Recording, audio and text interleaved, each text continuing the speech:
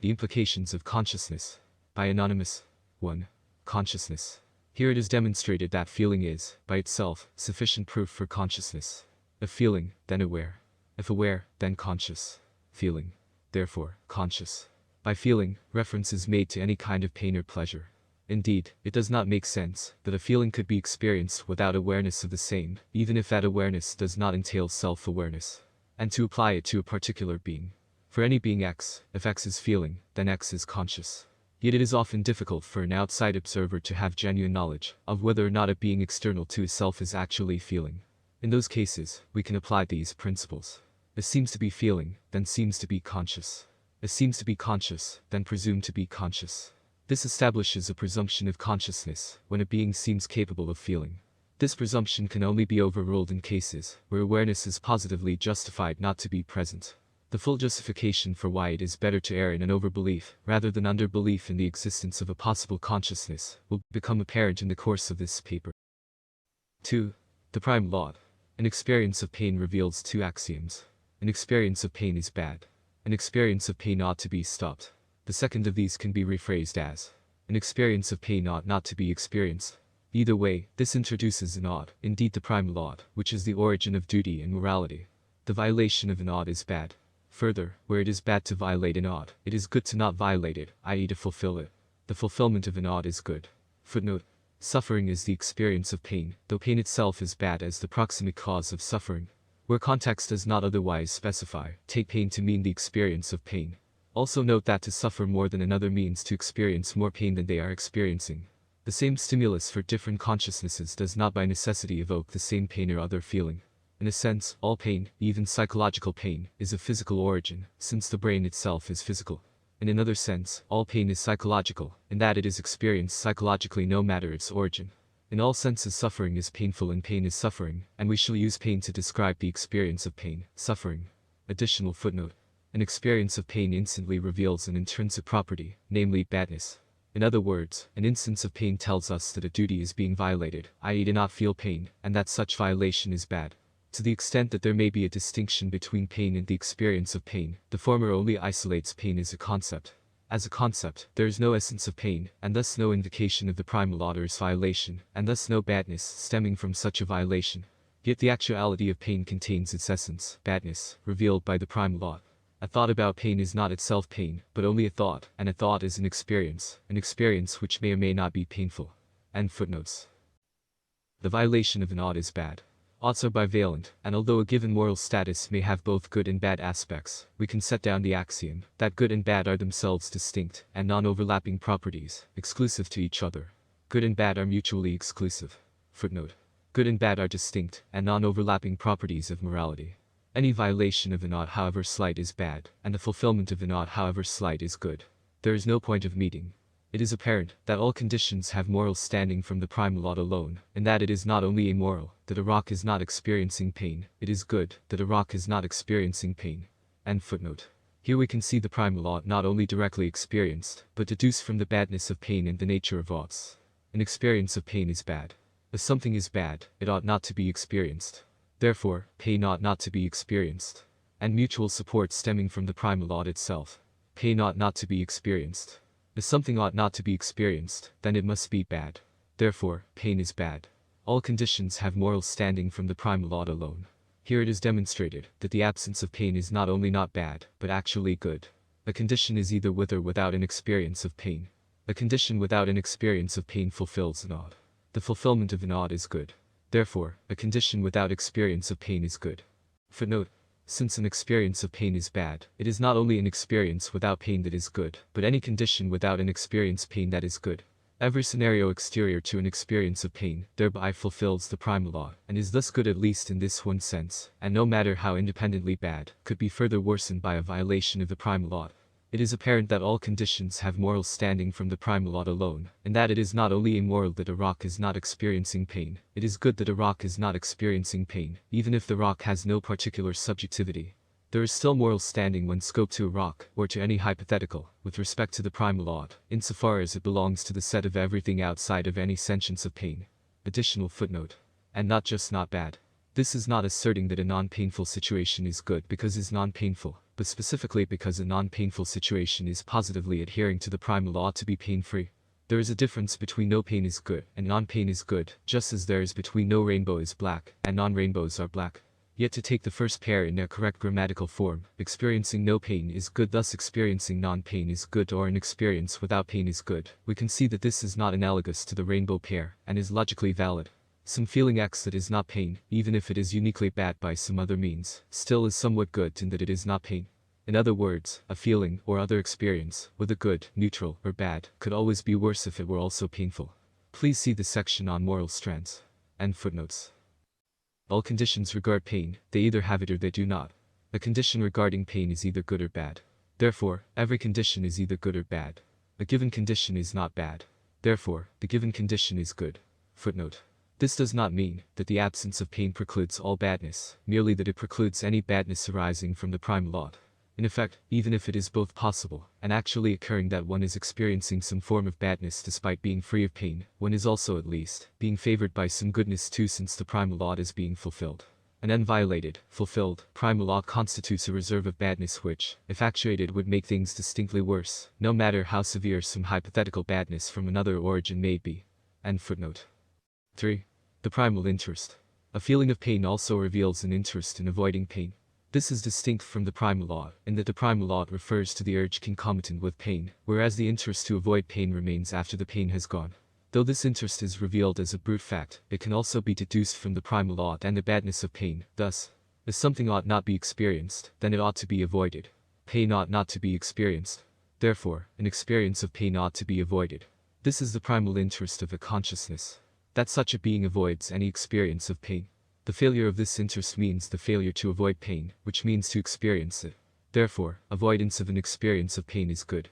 Therefore, failure to avoid an experience of pain is bad.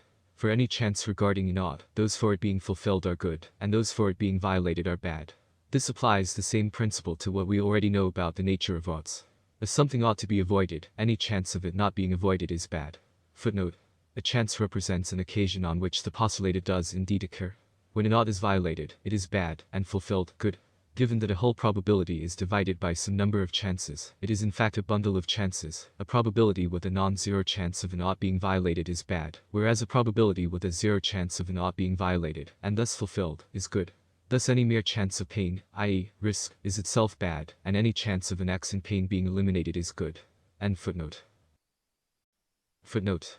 The fulfillment of an ought means perfect obedience of a condition, not necessarily a sentient agent, and as has been proven, this obedience extends to avoiding its violation. The success or failure of avoidance and obedience to an ought relies on probabilities, on the range of impossibility to certainty or any in between, and while a mere chance of an ought being violated is not as bad as the actual violation, it is still worse, more bad, than nothing. A moral negation. End footnote. An experience of pain ought to be avoided. Therefore, a chance of an experience of pain is bad. Therefore, a chance without an experience of pain is good. For any ought, a chance of it being fulfilled is good. For any ought, a chance of it being violated is bad. The primal ought is the authoritative command given by pain itself, whereas the primal interest speaks to us even without the presence of pain, vicariously. It is an echo of pain's command. The ought shows that this interest has a moral quality. If one is in pain, the primal ought reveals the interest to be without pain, the primal interest. After the pain has gone, its corresponding manifestation of the primal ought has also disappeared, though the interest which arose from it, rather than disappearing, remains, and, indeed, is valid retroactively to the effect of always existing. In other words, an instance of pain reveals that it was always in one's interest to avoid it, even before one was aware of such an interest. Footnote. This underlines that non-human animals capable of pain also have an interest in avoiding it, even if specifically unaware of that or any other interest. End footnote. 4. Types of oughts. An ought can only be known by direct experience of good and bad, valid deduction from the previous.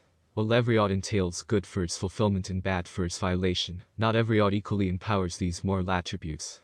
There are 4 different kinds of oughts. Footnote. If ought, then do. If ought not, then do not. Additional footnote. One might ask why these oughts exist at all, and to what ultimate purpose. The blind forces of evolution develop them without any guidance. Organisms that happen to have developed pain and pleasure in various ways, and thereby survived in their habitats long enough to reproduce, tended to pass along these mutations, which were often mutated in turn. There is no transcendent goal of consciousness or these experiences of pain and pleasure, and even their effect of helping a conscious organism survive long enough to breed is purely incidental. Nevertheless, to be conscious is to be subject to these incidental odds, not unlike a partially self-directed and sentient ball, rolling among the flippers and bumpers and guardrails of a pinball machine, against the slope of circumstance. End footnote. A pure ought has the highest theoretical precedence, wherein there is direct experience of bad for its violation, and direct experience of good for its fulfillment, in each case intrinsic to the ought itself. There is no known pure ought in existence, at least in humans. Note that extrinsic rewards and punishments, however perfectly applied, do not constitute pure oughts. A push ought conveys a direct experience of badness for its violation, though no direct experience for its fulfillment. There are at least two types of push oughts, namely the primal ought and the primal interest. A pull ought conveys a direct experience of goodness for its fulfillment, but no direct experience for its violation. At least two exist: the mesmeric ought and mesmeric interest, as will be mentioned again later. The above three types can collectively be called foundational oughts, in that each of them is self-sufficient. No skill in deduction is required to learn that pain is bad. These oughts speak directly to the consciousness without mediation. The direct experience of badness is more important than an inferred badness, and the same goes for goodness. Footnote. It is not as though a badness derived by deduction has any possibility of not really being a badness after all, but rather that a badness directly experienced is of greater urgency and thus importance. End footnote. A static ought gives no direct experience of good or bad for either its fulfillment or violation. Its whole substance therefore is derived from those that do, namely the foundational oughts above. It consists of two different classes: axiomatic oughts, of which at least two exist, the meadow ought and interest; derivative oughts, which comprise the great majority of all oughts. A second-degree derivative static ought is an ought directly in service to a pure, push, or pull ought, which are always of the first degree. A third-degree one is in service to a second-degree one, and so on. For example, 1. Push ought. The pain in my finger ought to be stopped. 2.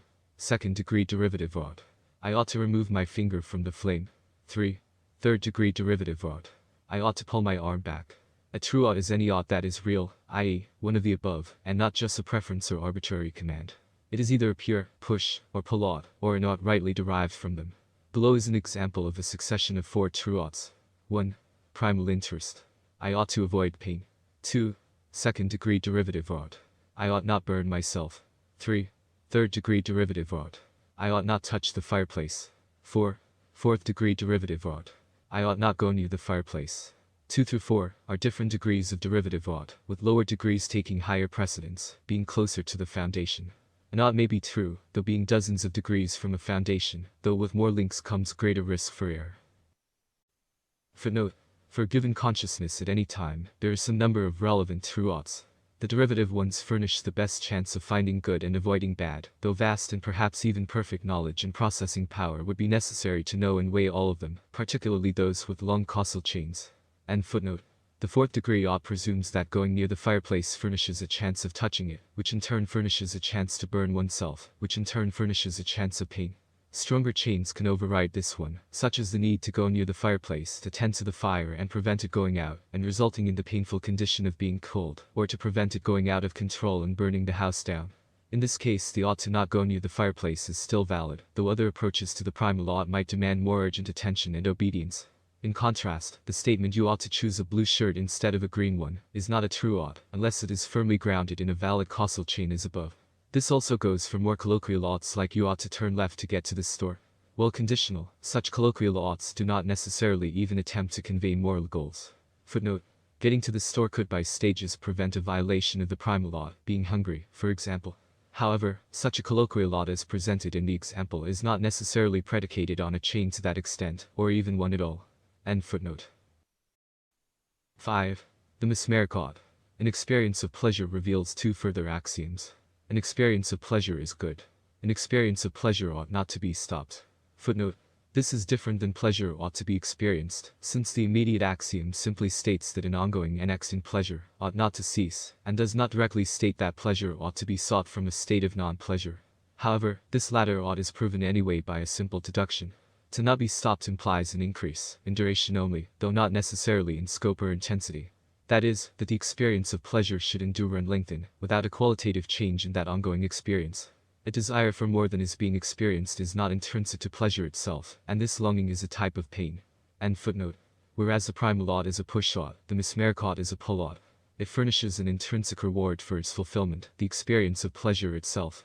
There is no downside, however, to neglecting the maintenance or acquisition of pleasure that is independent of the primal ought or primal interest, such as frustration at the loss or denial of such a pleasure. Footnote: the primal ought and interest can be used to create a duty to see pleasure indirectly. This occurs when there is a longing or other type of painful frustration to the end that one should experience pleasure in other to relieve such painful longing. End footnote. Here we can see that each axiom can also be deduced from the other. An experience of pleasure is good. As something is good, it ought to be experienced. Therefore, pleasure ought to be experienced. If something ought to be experienced, then it ought not to be stopped. Therefore, an experience of pleasure ought not to be stopped. Footnote: here on the second line is it important to bear in mind that the goodness is apparent by the ought not of the previous clause. An ought has good and bad on either side of its fulfillment and violation respectively, and so if a true ought declares that the cessation of some ongoing condition is bad, then the continuance of that condition is good by definition, at least in right of that particular ought. Some conditions can produce multiple effects simultaneously. End footnote. And secondly, an experience of pleasure ought not to be stopped. If something ought not to be stopped, then it must be good. Therefore, pleasure is good.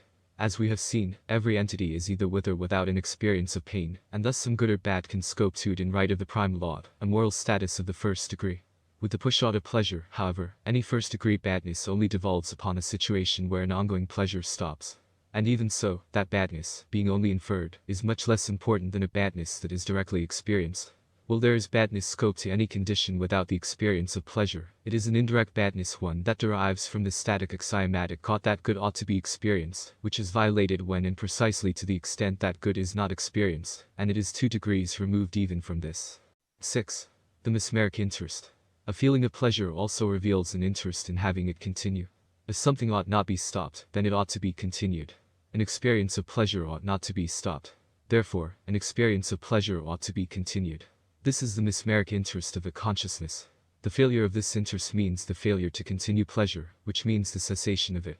Therefore, continuance of an experience of pleasure is good. Therefore, failure to continue an experience of pleasure is bad. In practice, there is no difference between the mesmeric ought and the mesmeric interest, since both exist toward the continuance of an ongoing pleasure. Though it does reveal and support that every ought forms an interest toward the fulfillment of that ought. Note that the mesmeric interest is not an interest for pleasure to be commenced from a state of non-pleasure.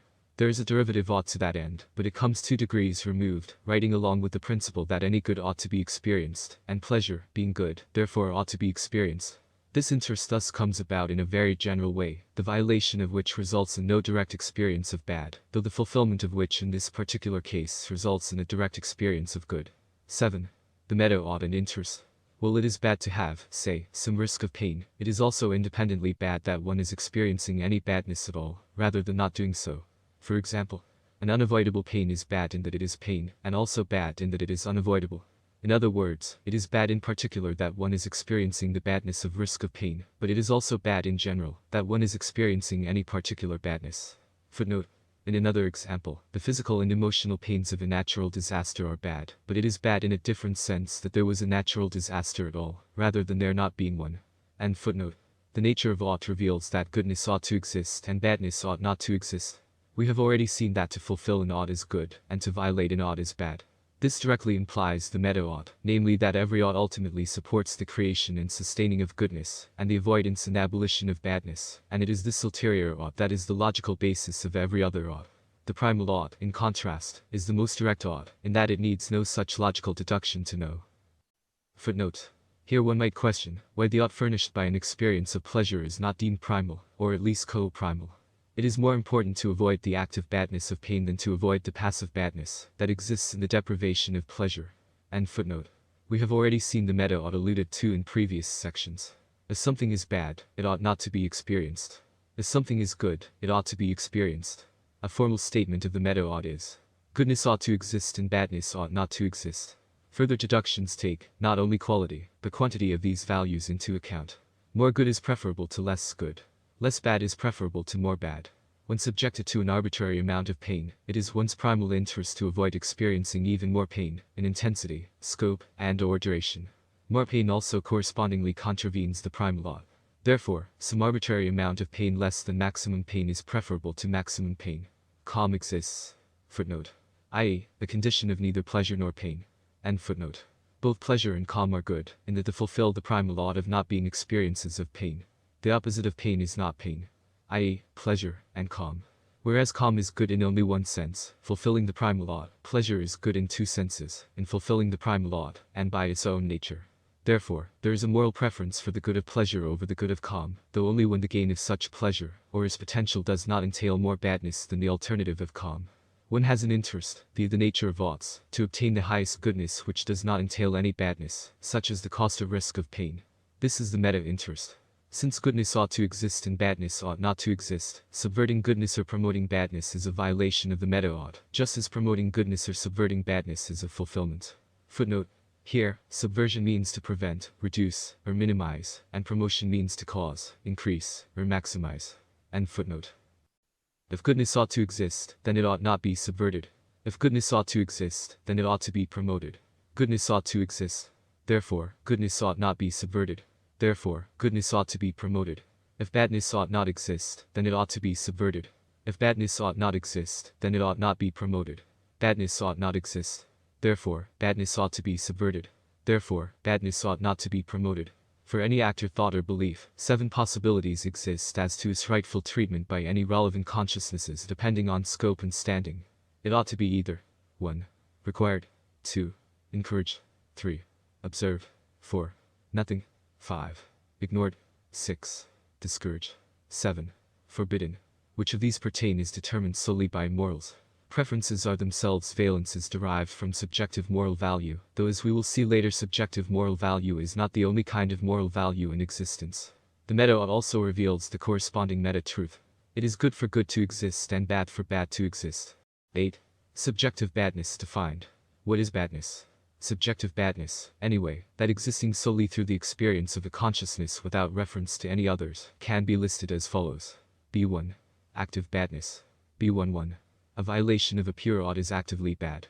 If a pure ought exists, its violation means a direct experience of badness, like an experience of pain, but also a direct experience of goodness for its fulfillment, the absence of which make this violation worse than just a direct experience of badness itself. B12. An experience of pain is actively bad. An experience of pain reveals its intrinsic property of badness. This is separate from the primal ought. B13. A violation of a push ought is actively bad. The primal ought and the primal interest are push oughts. Their violation means an experience of pain, and thus a direct badness. B2. Passive badness. B21. A violation of a pull ought is passively bad. Pull oughts do not furnish a direct experience of badness for their violation, and thus such violation is only a passive badness. Yet the fulfillment of a pull ought furnishes a direct experience of goodness, and so such a violation also implies a deprivation of that active goodness, which makes such a violation worse than the violation of an ought without such a deprivation. B22. A violation of the meta ought is passively bad. Neither the violation nor fulfillment of the meta ought provide direct experiences of goodness and badness, though its violation is still worse than other static oughts, i.e., derivative oughts, since the very existence of those other oughts is inferred by the meta ought. B23. A violation of a derivative ought in the service of a pure ought is passively bad. The badness of the violation of derivative oughts is relative to the class of ought to which they are in service. B24. A violation of a derivative ought in the service of a push ought is passively bad. B25. A violation of a derivative ought in the service of a pull ought is passively bad. B26. A violation of a derivative ought in the service of the meta ought is passively bad. B27. A chance of a violation of a pure ought is passively bad. It is not morally the same to have no chance for a direct experience of badness, i.e., pain, and to have some chance of it. The situation where there is a chance is worse, more bad, in its own right. The chance of any badness is also bad in the same way. B28. A chance of a violation of a push ought is passively bad. The badness of each chance of badness is relative to the badness of the condition which is chanced. B29. A chance of a violation of a pull ought is passively bad. B210. A chance of a violation of the meta ought is passively bad. B211. A chance of a violation of a derivative ought in the service of a pure ought is passively bad. B212. A chance of a violation of a derivative ought in the service of a push ought is passively bad. B213. A chance of a violation of a derivative ought in the service of a pull ought is passively bad. B214. A chance of a violation of a derivative ought in the service of the meta ought is passively bad. This comprehensively concludes the categories of things which are can be subjectively bad for consciousness. 9. Subjective goodness defined. And for subjective goodness. G1. Active goodness. G11. A fulfillment of a pure ought is actively good.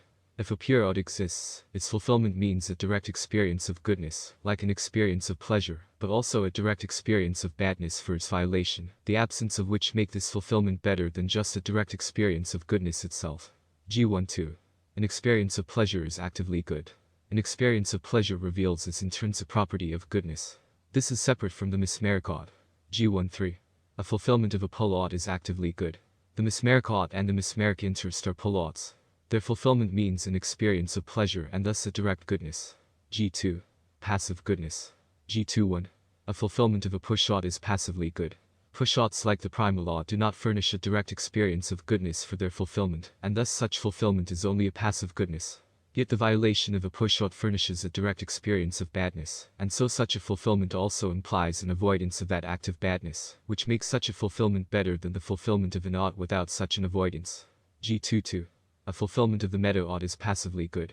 Neither the violation nor fulfillment of the meadow ought provide direct experiences of goodness and badness, though its fulfillment is still better than other static oughts, i.e., derivative oughts, since the very existence of those other oughts is inferred by the meadow ought. G23. A fulfillment of a derivative ought in service to a pure ought is passively good. The goodness of the fulfillment of derivative oughts is relative to the class of ought to which they are in service. G24. A fulfillment of a derivative ought in service to a pull ought is passively good. G25. A fulfillment of a derivative ought in service to a push ought is passively good. G26. A fulfillment of a derivative ought in service to the meadow ought is passively good. G27. A chance of a fulfillment of a pure ought is passively good. It is not morally the same to have no chance for a direct experience of goodness, i.e., pleasure, and to have some chance of it. The situation where there is a chance is better, more good, in its own right. The chance of any goodness is also good in the same way. G28. A chance of a fulfillment of a pull ought is passively good. The goodness of each chance of goodness is relative to the goodness of the condition which is chanced. G29. A chance of a fulfillment of a push ought is passively good. G210. A chance of a fulfillment of the meadow ought is passively good. G211. A chance of a fulfillment of a derivative ought in service to a pure ought is passively good. G212. A chance of a fulfillment of a derivative ought in service to a pull ought is passively good. G213. A chance of a fulfillment of a derivative ought in service to a push ought is passively good. G214. A chance of a fulfillment of a derivative ought in service to the meadow ought is passively good. This comprehensively concludes the categories of things which can be subjectively good for a consciousness. 10. Moral strands. An act or condition can have mixed moral qualities and/or effects, even though morals themselves, i.e., goodness and badness, are mutually exclusive. This implies an elemental and indivisible, though figurative, substance of morality, which can be bundled with a single condition, or act much like individual fibers comprise a muscle. Footnote. A moral element is either bad or good. End footnote. A condition may occur in which there is at once both lack of actual pain, good, and a chance of an experience of pain, bad. Goodness and badness are mutually exclusive. Therefore, a condition may be both good and bad at once. An act or condition can be wholly good or bad, or of mixed moral qualities. In the latter case, we can say that such an act or condition possesses coexisting moral strands. That is, there is no cancelling out of the good and bad which produces a net goodness or badness, but rather both persist alongside each other, registering the precise moral quality of that act or condition. Moral aspect can be seen as the minor or non-dominant moral strands, when of a different quality than the primary or dominant one. Footnote. Such as, the lollipop gave me a toothache, but had the good aspect of tasting good. End footnote. For the sake of simplicity, we can refer to a good moral element as a bon, and a bad one as a mal. Footnote. Unlike Bentham's hedons and dolors, bons and mals represent discrete and unchanging quantities in the experience of goodness and badness. We take one bon to represent precisely the same minimal subjective experience of goodness for any consciousness, and one mal the same for badness. End footnote. Even whilst each is a pure expression of its respective moral quality, they exist in different intensities, which one might helpfully imagine as entities of varying brightness, perhaps orange for mals, and blue for bons. 20 mals diluted over time are not equivalent to 20 mals concentrated into a single moment. Footnote. That is, 20 distinct experiences of one mal, versus one experience of 20 mals. End footnote. And alone consciousness in torment is not a morally equivalent condition to numerous consciousnesses experiencing a mild discomfort, even if the total mals in each case is the same. Footnote. A good metaphor for this is furnished by thinking of holes in the ground, or mounds of dirt, with a mal being a distinct hole, and a bon a distinct hill, respectively. If the goal is to avoid badness overall, depth, then it is better to have a million holes only 1 millimeter deep than one hole that is a kilometer deep, even if the cubic volume, nominal badness, or number of mals, of all the holes, remains the same in both scenarios. $1 million can have quite a different significance on a per-consciousness basis, when in possession of one particular consciousness versus diluted equally among 1 billion consciousnesses. And footnote. Though all feeling is experienced within the consciousness, distinct pains and pleasures may give the sensation of originating in a particular part of the organism attached to such a consciousness, such as the feeling of a hurt finger or hurt knee.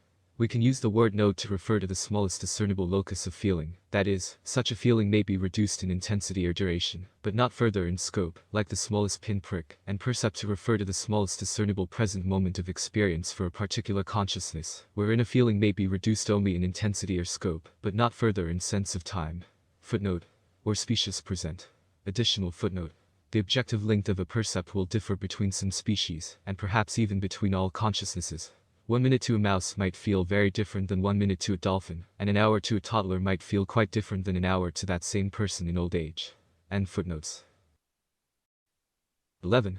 Scale of pain. Pain exists in several forms. Nociceptive pain, neuropathic pain, nociplastic pain, psychogenic pain, and emotional pain. Footnote. And perhaps others in different consciousnesses. End footnote. We are interested in the conscious experience of pain, and hence make no distinction between these types. The principal matter is that pain exists, and it is bad for a consciousness to experience it. The McGill Pain Index identifies 20 distinct expressions of pain in humans. 1. Flickering, pulsing, quivering, throbbing, beating, and pounding. 2. Jumping, flashing, and shooting. 3. Pricking, boring, drilling, and stabbing. 4. Sharp, cutting, and lacerating. 5. Pinching, pressing, gnawing, cramping, and crushing. 6. Tugging, pulling, and wrenching. 7. Hot, burning, scalding, and searing. 8. Tingling, itchy, smarting, and stinging. 9. Dull, sore, hurting, aching, and heavy. 10. Tender, taut, tight, rasping, and splitting. 11. Tiring, and exhausting. 12.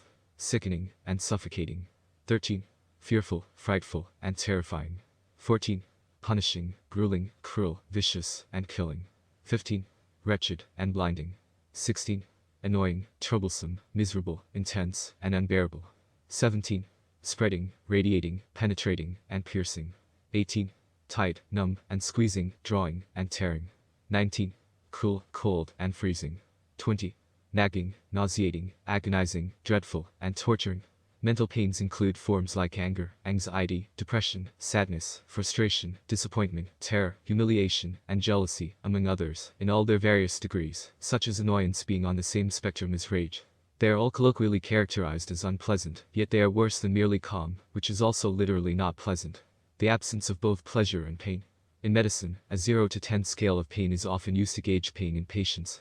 We shall make a scale too, though from 0 to 100, wherein each score on the 0 to 10 scale is multiplied by 10. Any feeling can be viewed by how much attention it involuntarily consumes, or how much distractedness it induces. On our scale, 1 will represent barely discernible pain, 0.1 on the medical scale, and 100 will represent maximum pain, 10 on the medical scale. Next we shall determine how much worse 100, maximum possible pain, is than 1, minimally discernible pain, to consciousness. Footnote. Note that this comparison does not suggest that similar stimuli will necessarily evoke similar experiences of pain in different consciousnesses. End footnote. We estimate this by imagining a trade-off. The number of seconds of minimal pain that one would willingly endure, some barely felt mental or physical discomfort, which is probably the ordinary state of being for most anyway, in order to avoid even 1 full second of consummate mental and physical torture. It is safe to presume that the vast majority of human beings would prefer to indefinitely postpone 1 second of such excruciating and traumatizing pain, particularly when the alternative is only trivially distinct, if at all, from the ordinary experience of life in the first place. This in effect means that 1 full second of maximum pain is as bad or even worse than an entire lifetime of minimal pain. This also highlights the fact that we live life only 1 percept at a time, and thus the cumulative force of billions of seconds of minimal pain, though immense in total, is sufficiently diluted in the ongoing conscious experience to be dwarfed by the danger of just 1 second of maximum pain. Yet to be conservative and account for those who would make the trade-off at some unknown point, we shall instead use the half-life of a person instead of a full lifetime. The median age for people living in the world today is 36 years, according to the World Health Organization. So if this trade-off were made at such time, affecting the remainder of one's lifespan, then maximum pain is over 1 billion times worse than minimum pain. Footnote: 1,136,073,600 seconds in 36 years. Half of the WHO reported global human lifespan of 72 years. End footnote. Here we list the different levels of our pain scale, along with the descriptions from the corresponding levels of a medical pain scale. Footnote: the numbers 1 through 10 in the descriptive text have been multiplied by 10 in order to synchronize with those in our pain scale to prevent confusion. End footnote. We continue with the trade-offs in order to determine the relative badness that each successive experience of pain constitutes for consciousness. Level 100 pain. Quote: pain level 100 means unimaginable pain. This pain level is so intense you will go unconscious shortly. Most people have never experienced this level of pain. Those who have suffered a severe accident, such as a crushed hand, and lost consciousness as a result of the pain and not blood loss, have experienced level 100. End quote. Level 90 pain. Quote: pain level 90 is excruciating pain, so intense you cannot tolerate it and demand painkillers or surgery, no matter what the side effects or risk. If this doesn't work, suicide is frequent since there is no more joy in life whatsoever. Comparable to throat cancer. End quote. A truly horrible ordeal. Yet if it meant avoiding 1 second of the worst possible mental or physical tortures, one might willingly take on 2 to 4 seconds of level 90 pain. But probably not much more than that, since it is still so bad in its own right. Level 80 pain. Quote: pain level 80 is horrible pain. The pain you feel is so intense you can no longer think clearly at all, and have often undergone severe personality change if the pain has been present for a long time. Suicide is frequently contemplated and sometimes tried. Comparable to childbirth or a real bad migraine headache.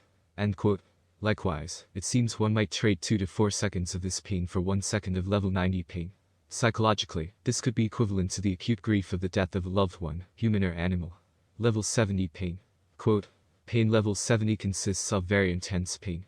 Much the same as level 60, except the pain completely dominates your senses, causing you to think unclearly about half the time.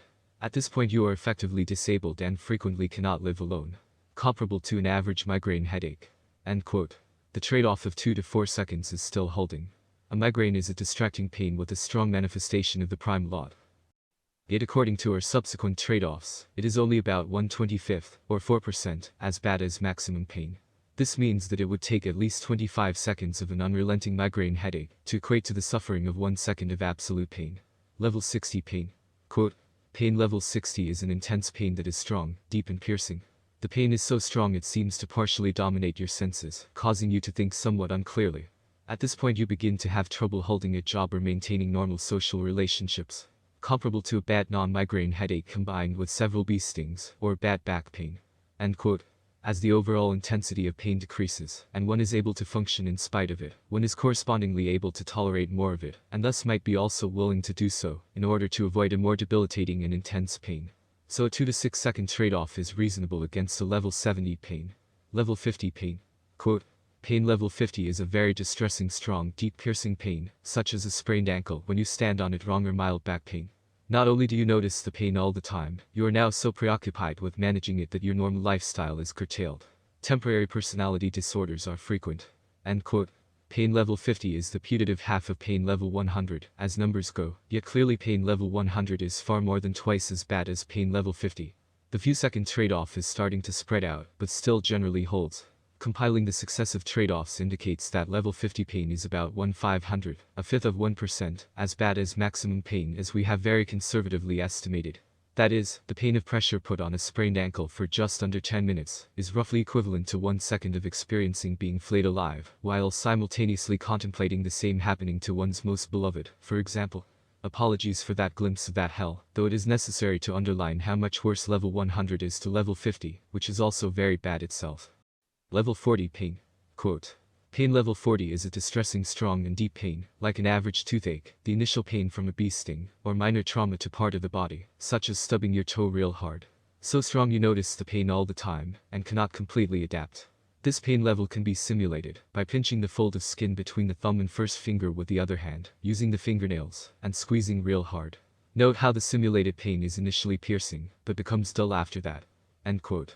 It seems reasonable that one might prefer 5 to 10 seconds of this pain, in order to trade off 1 second of level 5 pain.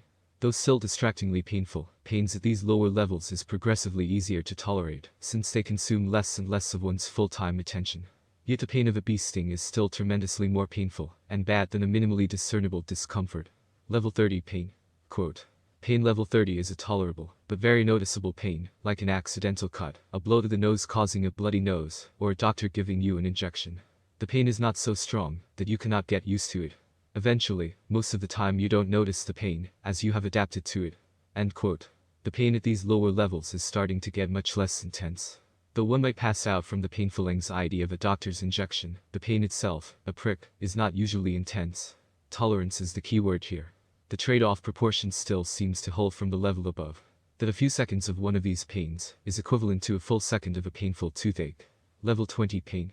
Quote, pain level 20 is discomforting minor pain, like lightly pinching the fold of skin between the thumb and first finger with the other hand, using the fingernails. People can react differently to this self-test. End quote. Since the descriptor is lightly, trying this results in what feels significantly less painful than a punch to the nose. One might trade upwards of a minute of this in exchange for a 1-second feeling of being cut. Level 10 pain. Quote, pain level 10 means very light, barely noticeable pain, like a mosquito bite or a poison ivy itch. Most of the time you never think about the pain. End quote.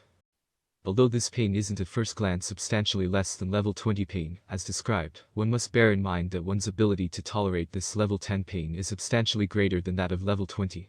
At this scale, one might trade several minutes of dull mosquito bite irritation for a single acute pincing of sensitive skin between fingernails as described above. The difference between seconds and minutes may not seem like much at these levels of tolerable annoyance, but this could imply a difference of hundreds-fold in badness. Level 1 pain, the smallest, would be the most trivial one could possibly feel. Any less than it simply wouldn't be pain or even necessarily a feeling at all. These estimates seem to loosely fit a power function. This is not terribly surprising as the power law applies to many phenomena in nature. From the initial mass function of stars to the ratio of an animal's metabolism to its body mass. While scientific calibration of such a scale would require surveying a statistically meaningful sampling of all consciousnesses, and not only humans, this rough calculation does reveal that even what we think of as moderate pains, while terrible, are dwarfed by maximum pain. Insofar as maximum pain is always a potential for a consciousness, it is a risk, and therefore there is a certain badness in proportion to that risk pertaining to the existence of every consciousness. Also, since pain is bad, in a 1-to-1 ratio, this scale of pain is also identical to a scale of badness. Since the badness of a risk is determined by the pain that might arise over some duration times the chance of it, even a tiny chance of maximum pain, results in significant badness, due to the sheer degree of badness that such maximum pain entails, at least 1 billion times worse than nominal pain. Just as every moment of conscious experience entails some badness due to the hovering risk of pain, so is there some goodness, though not pleasure, during every such moment, equaling the difference between any badness presently being experienced, if any, and maximum badness, by the primal interest, in that such additional pain is being avoided. So, if one is not experiencing any pain, one is experiencing the good of the fulfillment of the primal ought maximally, though only in right of that particular lack of pain, which is to say in right of some particular note of feeling. Even if some consciousnesses were experiencing pain 40, and thus badness 40, they are also experiencing good 60 to the effect that it is good that such pain is not even worse. That their experience of pain is not maximal. Footnote. Normally this would be expressed in mals, though scales in this section have been kept the same as in the chart, in order to simplify direct comparisons. Additional footnote. The consciousness in a state of pure calm is at least experiencing goodness 100 for every node that is not in a state of maximum pain. This goodness retreats on a 1-to-1 basis for every mal-being experience. So a consciousness with pain 5, and thus badness 5, is still also experiencing good 95, and that such pain could be that much worse yet is not. End footnotes. And yet that pain 40 generates an additional badness 40, insofar that the goodness 40 has been subverted, and yet another badness 40 in that badness has been promoted to that extent. Footnote. By violation of the meadow ought, that goodness ought to exist, and badness ought not exist. End footnote. Along with the goodness that exists in light of there being no pain, there is also some badness that there is a risk of it, in proportion to such risk. Other factors must also be considered, such as any risk formed that such pain will persist or worsen, rather than be alleviated quickly, plus the badness from anxiety about such a risk, which are both separate from the badness of the experience of pain itself, and any further subverted goodness via opportunity costs. Even a small instance of trivial pain, then, can quickly multiply into significant badness. Similar symmetries arise in other areas. For every risk of pain, it is good that such risk is not worse. For every lack of risk, it is good that there is no such risk. Since this relates to every instance of morals in every node of every consciousness in every percept, the true amounts are beyond any accounting. 12. Moral units. Imagine hitting one of your fingers with a hammer. That kind of pain concentrated into one moment is not the same type of experience as that same pain diluted over the course of an hour, so that there are far more moments with pain, but less pain during each moment. A malpercept, MP, or bond percept, BP, is a unit that can be used to represent the intensity of a badness or goodness. Footnote. This is mostly relevant to a direct experience of badness or goodness, namely pain and pleasure, though it can be used for abstract experiences of these moral qualities as well. 1000 mals of risk of snakebite is quite different if it is imposed as 1000 MP, intense risk in a single percept, versus 5 MP, nominal risk over a longer period. And footnote. Further precision could make use of how many nodes are affected. So that 10 MP in one node is of similar intensity to a consciousness as 1 MP in 10 nodes simultaneously.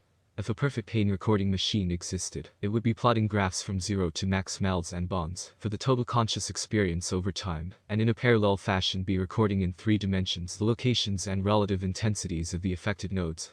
Footnote. 2 separate graphs for mals and bonds experienced respectively, and not merely a net value. And footnote. Clearly such a machine does not exist, though in understanding these principles, we are better prepared to make more valid comparisons between moral experiences and the distinct consciousnesses that have them. 13. Scales of pleasure. Unlike with pain, for which there is a one-to-one relationship with badness, pleasure requires a slightly different approach. Pleasure, after all, while the most direct good, is not necessarily the highest one. We know that maximum goodness is furnished at least by the maximum of anti-pain. That is, the complete fulfillment of the primal ought with respect to maximum pain. Assessing whether the fulfillment of the mesmeric ought, maximum pleasure, is equivalent requires a head-to-head comparison of pain and pleasure themselves. Footnote. Note that this is not a question of whether maximum goodness and maximum badness are of the same intensity, they are by definition being the opposing sides of any ought, but whether maximum pleasure is analogous to maximum pain on such a scale. At first glance we can say that since pain is bad, maximum pain is maximally bad, and since pleasure is good, maximum pleasure is maximally good. It might be a mistake though to presuppose an exact symmetry between the intensities of maximum pain and maximum pleasure, in the direct value they impose on a consciousness, so this is tested before proceeding. End footnote. While there are many different pain scales used in clinical environments, there do not seem to be any corresponding pleasure scales. If any exist, they are elusive. The subjective nature of pain and pleasure may make it impossible to float any viable candidate for, say, the number of seconds of maximum pleasure that are sufficient compensation for 1 second of maximum pain. There is also the confounding issue of what possible pain or pleasure could mean in this context. Are we speaking about the maximum pain or pleasure a particular consciousness is capable of feeling, or some theoretical maximum even beyond this, one which would equalize pain and pleasure by definition? One way to approach this is to imagine that a deity will impose on you 1 full second of maximum pain you have ever felt, with the full intensity of torture that implies. Yet this deity will also give you as many seconds of the most intense pleasure you have ever felt as you deem fair compensation for that experience of pain. We'll presume this deity can read minds, and if it senses you being greedy instead of fair, will give you the pain without any pleasure at all. If posed to all of humanity, this question would likely bring wide disagreement about whether only 1 second of pleasure is just compensation, or whether 2 or more would be required. It might be easier to look at the problem in the opposite direction. What is the highest level of pain, from our pain scale, above, that would be fairly endurable for 1 minute in exchange for 1 minute of the maximum pleasure you have ever felt? It seems, going down the list, that somewhere between a 70 and 80 would probably be the least controversial trade-off. To be conservative, which in this case means erring on the side of less greedy, we will go with 80. As a reminder, level 80 pain is horrible pain. The pain you feel is so intense you can no longer think clearly at all, and have often undergone severe personality change, if the pain has been present for a long time. Suicide is frequently contemplated and sometimes tried. Comparable to childbirth or a real bad migraine headache. This would mean 1 minute of a sublime orgasm would equate to 1 minute of the worst migraine.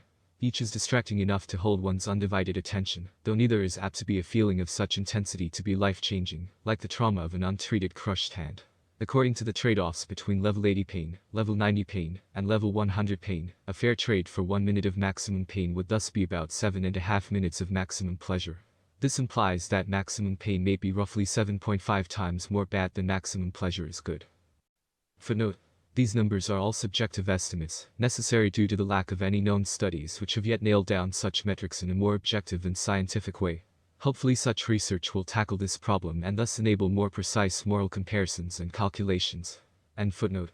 Yet pleasure, while good, does not necessarily generate only good strands, since the morality of the whole pleasure experience must always be determined in reference to the pain it costs or might create a risk elsewhere. Its moral quality is always contingent on its cost in pain or the risk of it, just as a whole pain experience may sometimes produce benefits. Footnote: a moral occasion is the whole moral experience, encompassing all of the certain causes and certain effects of a specific moral experience. Additional footnote: minimally at the cost and risk of existence. See the later section about birth. It is also worth noting that a longing for pleasure can manifest as a kind of pain in itself. And footnote: there are also the problems, at least in human beings, of reward sensitization, addiction, and long-term potentiation of pain. Reward sensitization means that we can become sensitized to a pleasure, and therefore require more of the stimulus to achieve the same effect. Since pleasure often arises only by way of some cost in pain, and pain often acts in the reverse manner, via long-term potentiation, a specific stimulus may actually invoke more pain, rather than less over repeated experiences. This means that a pleasure can become exponentially less efficient over time. Addiction, the erosion or complete loss of the freedom to abstain from a pleasure, brings about further badness, most directly in pains induced by a longing for such pleasure, and by the suppression of rational risk avoidance, and thus the primal interest in its pursuit. 14. Value.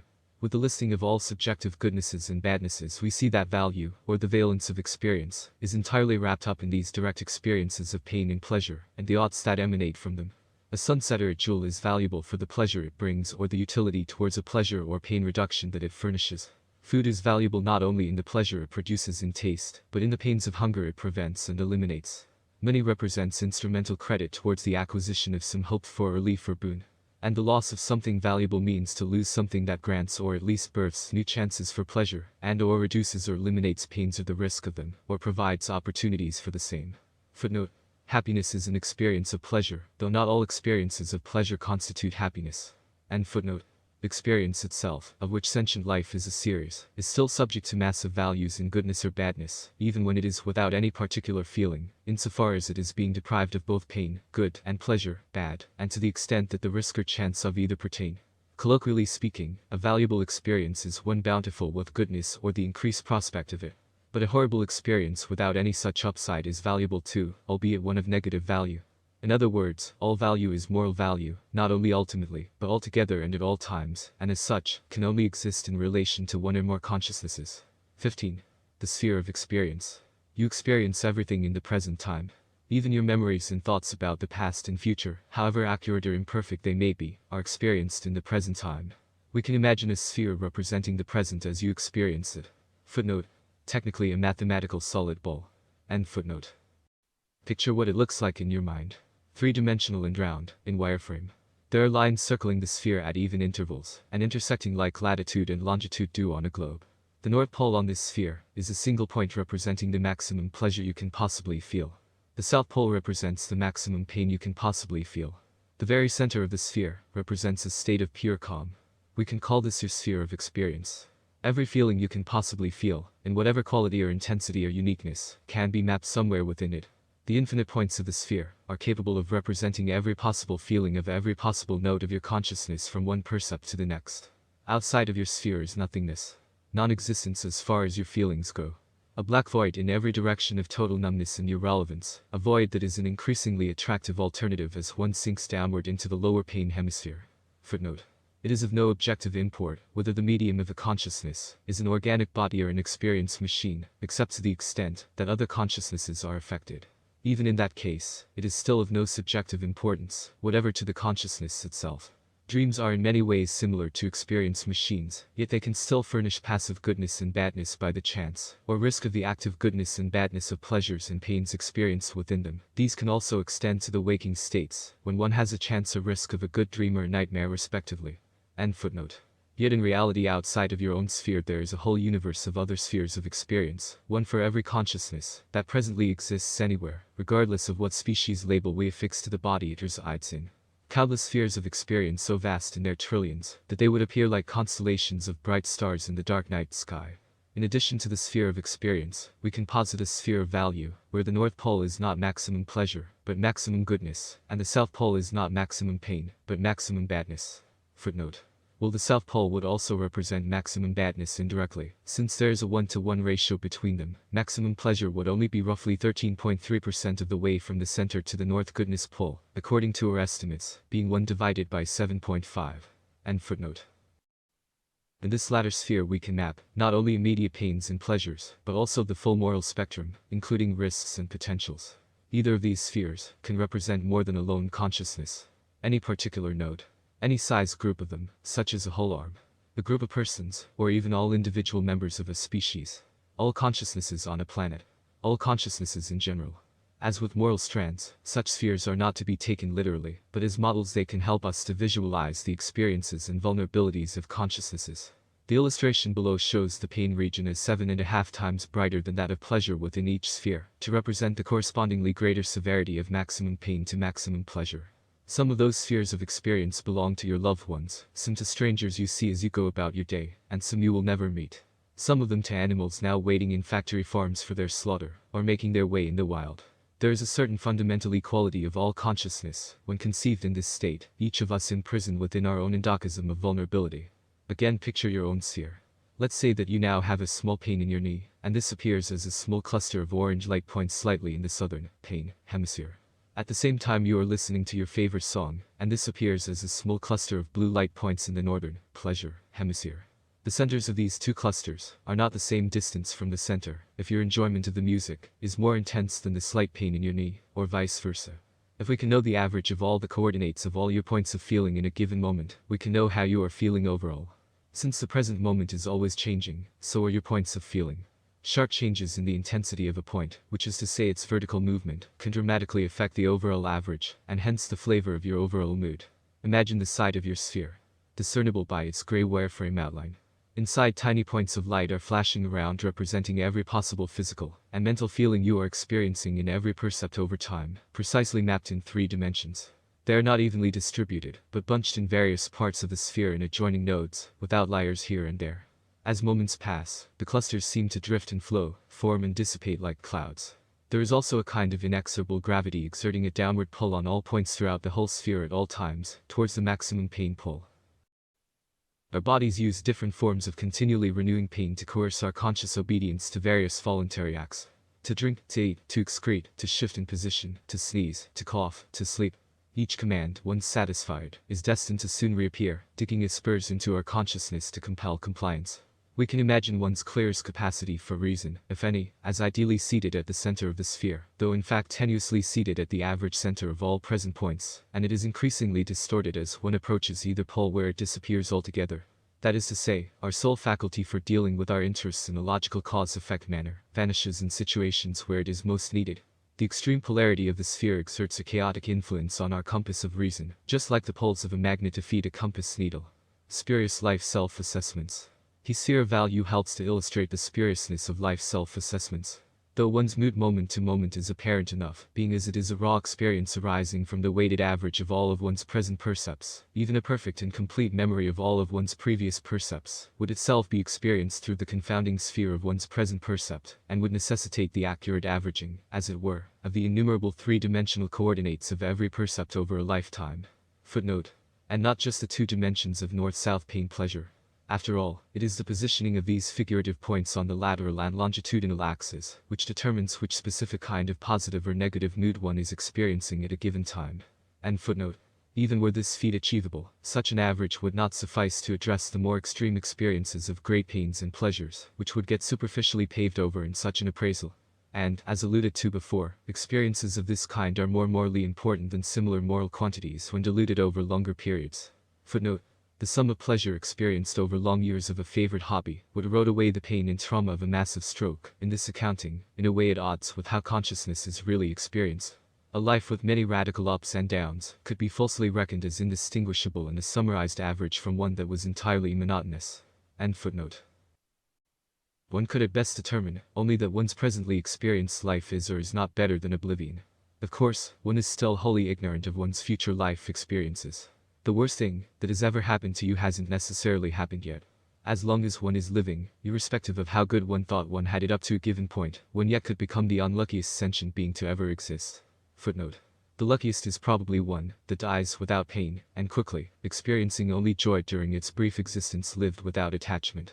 Hence that particular distinction seems far less likely for one old enough to read this paper. End footnote. 16. Derivative interests. Derivative interest is that formed in service to the morality previously described. In effect, it is any activity in service to a derivative ought. The painful efforts of growing food, for example, are derivative to the end of eating, which in turn, is primary to the end of preventing the pains of starvation. Caution should be exercised regarding derivative interests too tenuously connected with moral goals, since this can lead to unnecessary pain and risk without sufficient benefit. I'll use the sphere of value metaphor. A derivative interest sometimes entails a calculated mission into the badness hemisphere, in order to prevent an even deeper, and/or longer, stay in it. 17. Being and knowing.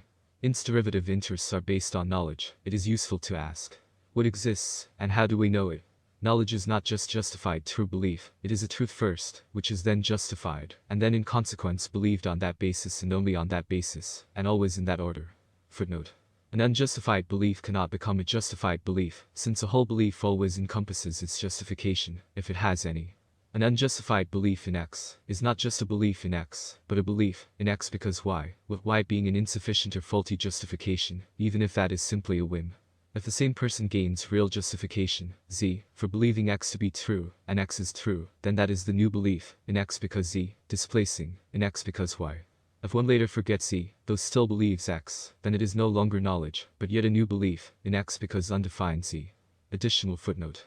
To believe one has justification for a belief that person A is in the room with you, because you see their twin sibling is to be deceived, even if the proposition is itself true, person A in reality being behind you. In this case, one gains the belief, because of faulty justification, and the truth is not causally connected to the belief. End footnotes. Feeling is the most direct truth.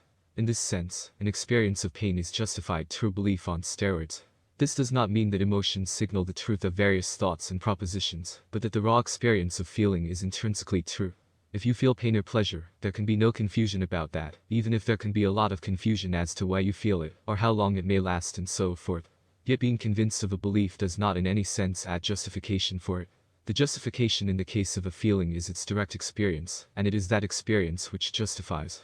Unfortunately, the set of all true things and the set of convincing things do not by necessity overlap, except where we can feel or reason from those feelings. Footnote. We can perceive reality through our senses too, though such senses are not reliable in the same way that feeling pain is reliably bad. Such sensory perceptions are not by necessity true. End footnote. Experience is a phenomenon distinct from matter and energy. Unlike those two, experience can be created and destroyed, as can value itself, which is a quality of experience. Another quality of experience is information, which can likewise be created and destroyed. Footnote.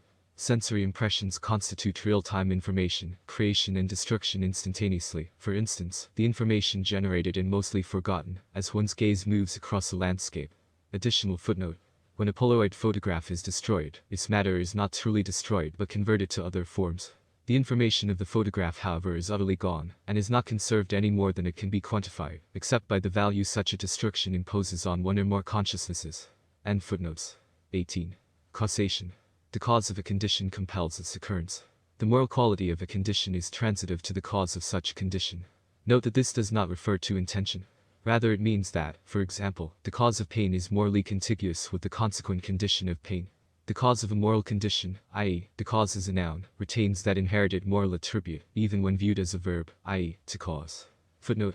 The foundational oughts do not make demands only upon consciousnesses, but upon everything. If I ought not experience pain, then anything causing me pain is in violation of that ought. End footnote. Getting stabbed is painful, which is bad. The cause of that condition of being stabbed, the stabbing itself, in that it compels the painful condition, is also bad. The action aspect of that cause, that is, the bringing of that cause into existence, is likewise contiguous with this badness, as is the causal agent, since each is uniquely in violation of the primal ought. Footnote. That all of these are subjectively bad is clear from the perspective of the victim's subjective morality only. See the section on objective morals later as well. End footnote. There is no moral distinction between proximate and distal causes. Footnote. Though there still can be usefulness in distinguishing proximate and distal causes, particularly when moral agency is involved. End footnote. All such causes are bad, if they violate an ought, and good if they fulfill it, no matter how remote in the causal chain. Footnote. For example, a gust of wind against the back of a car which is already destined to strike a pedestrian. The gus is only bad if it increases that badness otherwise in the works, and thus violates an odd, or causes a new badness, or increases the chance of it. End footnote. 19. The will. We have seen that laws we take for granted in the physical world do not by necessity pertain to the consciousness. Consciousness is an emergent process constituting experience, and its qualities of value and information, both of which can be created and destroyed without their conservation as converted properties or attributes. Footnote. A perfect recording of the brain state at a given moment is ultimately a description, not an experience, and consciousness is an experience. End footnote. To the degree that consciousness can be conceived, not only as a process, but as an entity, it is not a physics chamber, it is an information chamber and a value chamber. Footnote. This is not to suggest a supernatural element to the consciousness, nor to the mechanisms of the brain, but rather to say that at the moment the first feeling was ever felt in the universe, a new stratum above the unfeeling and unfelt emerged. And the first time vim was expended toward an intention, yet another stratum above that one, this time with causal unpredictability occurring at its interface with the lower strata, to the extent and degree that such vim was summoned and directed. End footnote. By these differences physical causation differs to conceptual causation. With the will, it is conceptual causation that is occurring. Something can be less voluntary than it seems, but not more so. That is, while you could possibly be deceived about whether an apparently voluntary action is truly free, you cannot be deceived about having willful input into something that is involuntary. That is because of the existence of willful energy, which we shall call vim. Vim is the resource of the consciousness, which is the crux of every odd. To focus and choose is to expend vim. A motion performed by your body which was not conceptually caused by an expenditure of your vim, is not within your moral responsibility. To purchase, so to speak, with vim of some act is to be the agent of that act. To spend vim is the very act of deliberateness. As such, one can never be mistaken about doing so, though one may be mistaken in doing so. Footnote. During the experience of the moment, at least. Memory is another matter, and is not necessarily reliable regarding past feelings either, despite their innate truthfulness. End footnote. One might also doubt whether one's expenditure of vim is actually free, or at least free enough to properly adhere to odds, given how constrained our decisions and opportunities can be by circumstances beyond our apparent control. Footnote. In any case, to doubt would be an undoubted expenditure of vim, and it would be odd for evolution to create this illusory freedom only narrowly, and then expand previous vim to contradict the illusion. End footnote. For an event to happen without our expenditure of vim means that event was certainly not freely chosen or chosen at all. In the comparatively narrow scope of apparent freedom which evokes itself on all other occasions, are we no less subjugated to involuntary forces? The answer to that question depends on the nature of needs and wants, in particular whether needs and wants are ultimately coercive, or whether they are merely prompts. Footnote. Needs are not just super wants. Wants indeed often exist in opposition to needs and vice versa. End footnote. If they are prompts and not coercive, then our apparent freedom to expend vim as we choose is genuine freedom. If they are coercive, then the scope of this freedom is curtailed massively, though still not wholly refuted. Footnote. Even if they are prompts, they can still be causes once chosen by vim. The vim incorporates the prompt into the causal chain, and as such, the one can be good or bad to the extent that it influences further moral effects. A prompt can cause, it just does not by necessity cause, and it would be a modal fallacy to presume that it does so on all occasions. End footnote.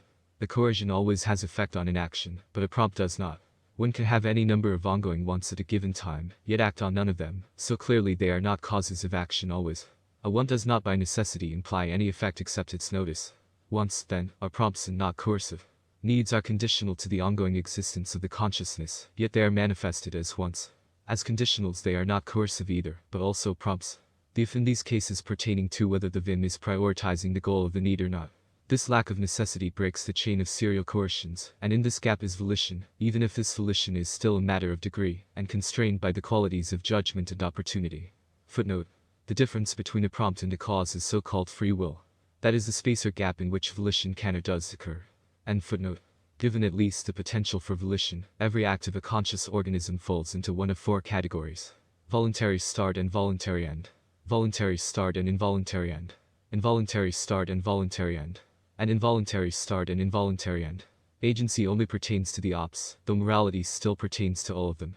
It is still bad if an involuntary system of the body is causing pain, even if no vim was involved in the causal chain of that pain, and no amount of vim could stop it.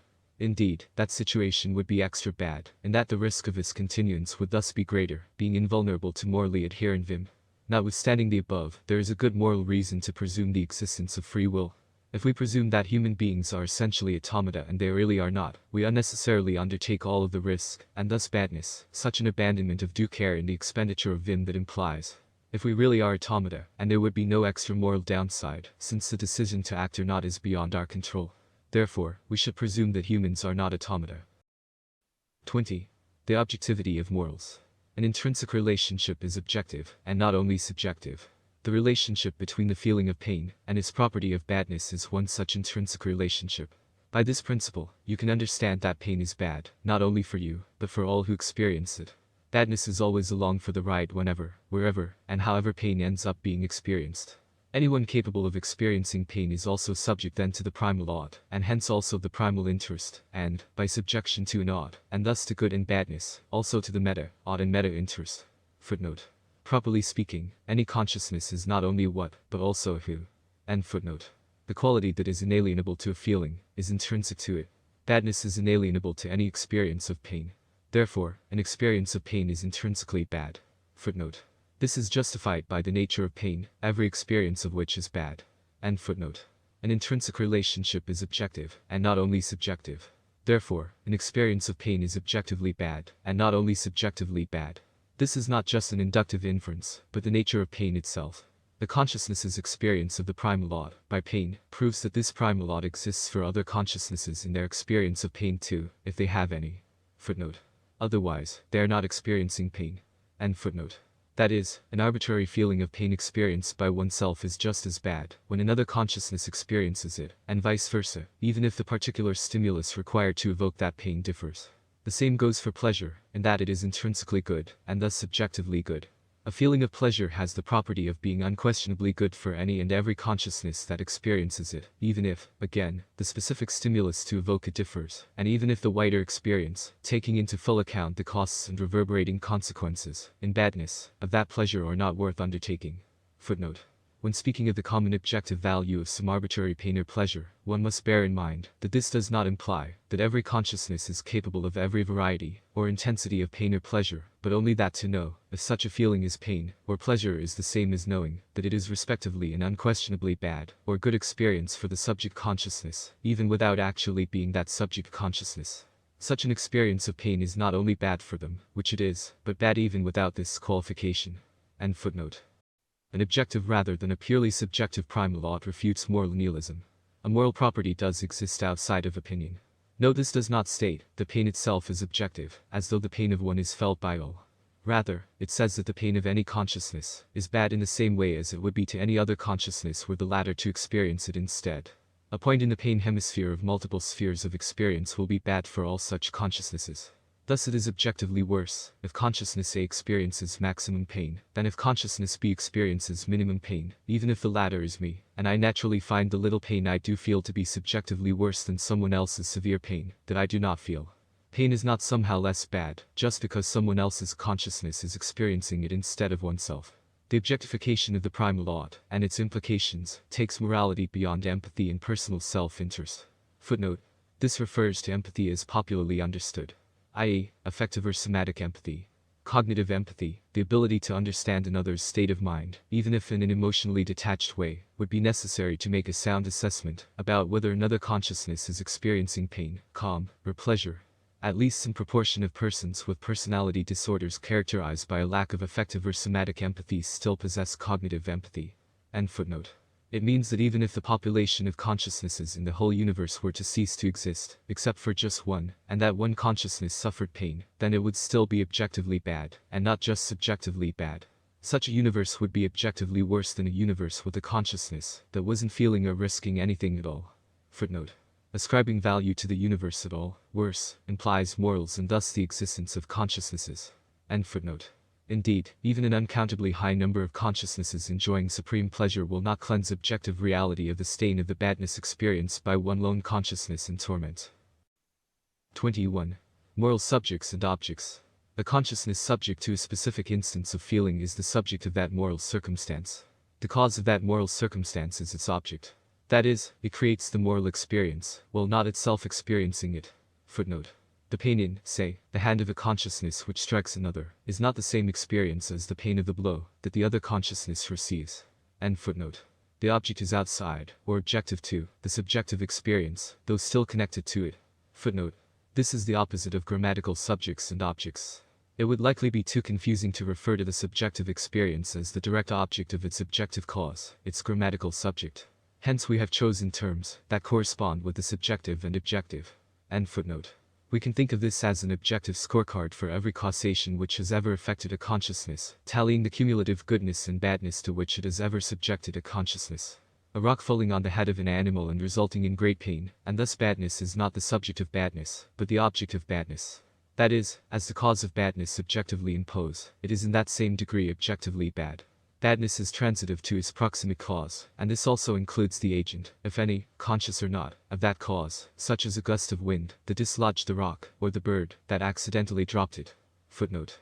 In effect, the full proximate cause encompasses the blow to the head, and all of the physiological implications of that resulting in conscious pain, the rock, as a necessary part of the blow, and the cause of the rock making the blow, which is also necessary.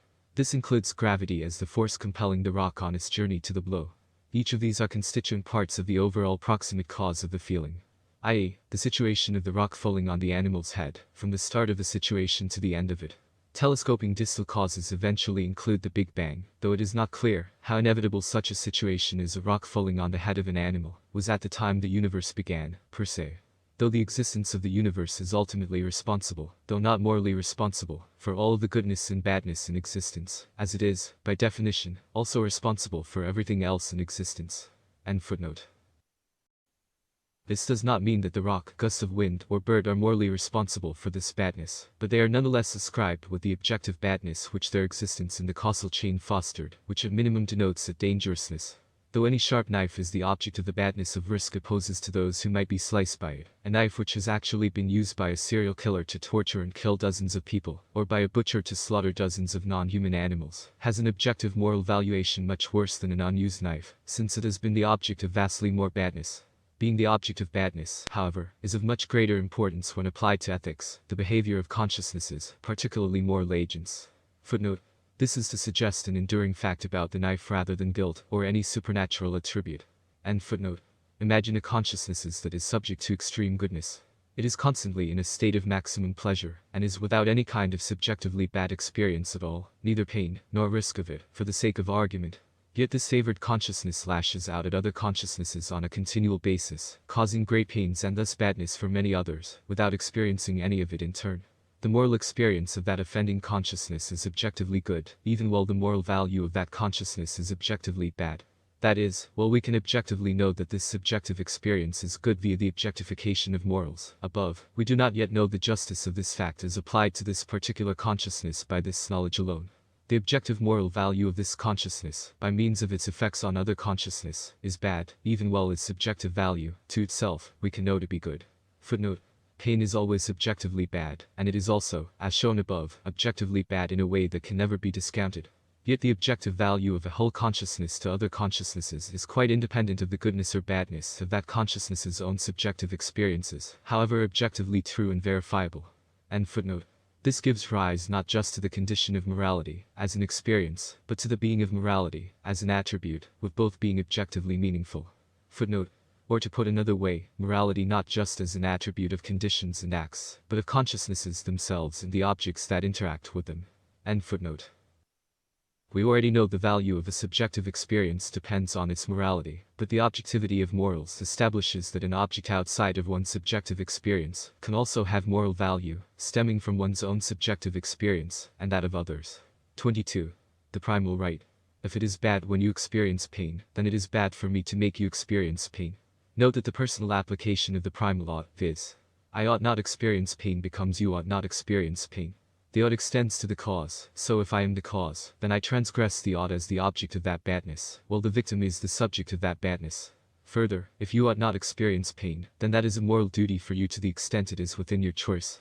For me to subvert your performance of that moral duty means to subvert morality and thus transgress it. This is the foundation of ethics, the rule often expressed over the millennia as variations of the Golden Rule. That you have a right not to have your performance of right morals tampered with or obstructed, and that anyone who does so is in breach of objective morality. Quote, no consciousness can be rightfully prevented from opposing badness and promoting goodness. End quote.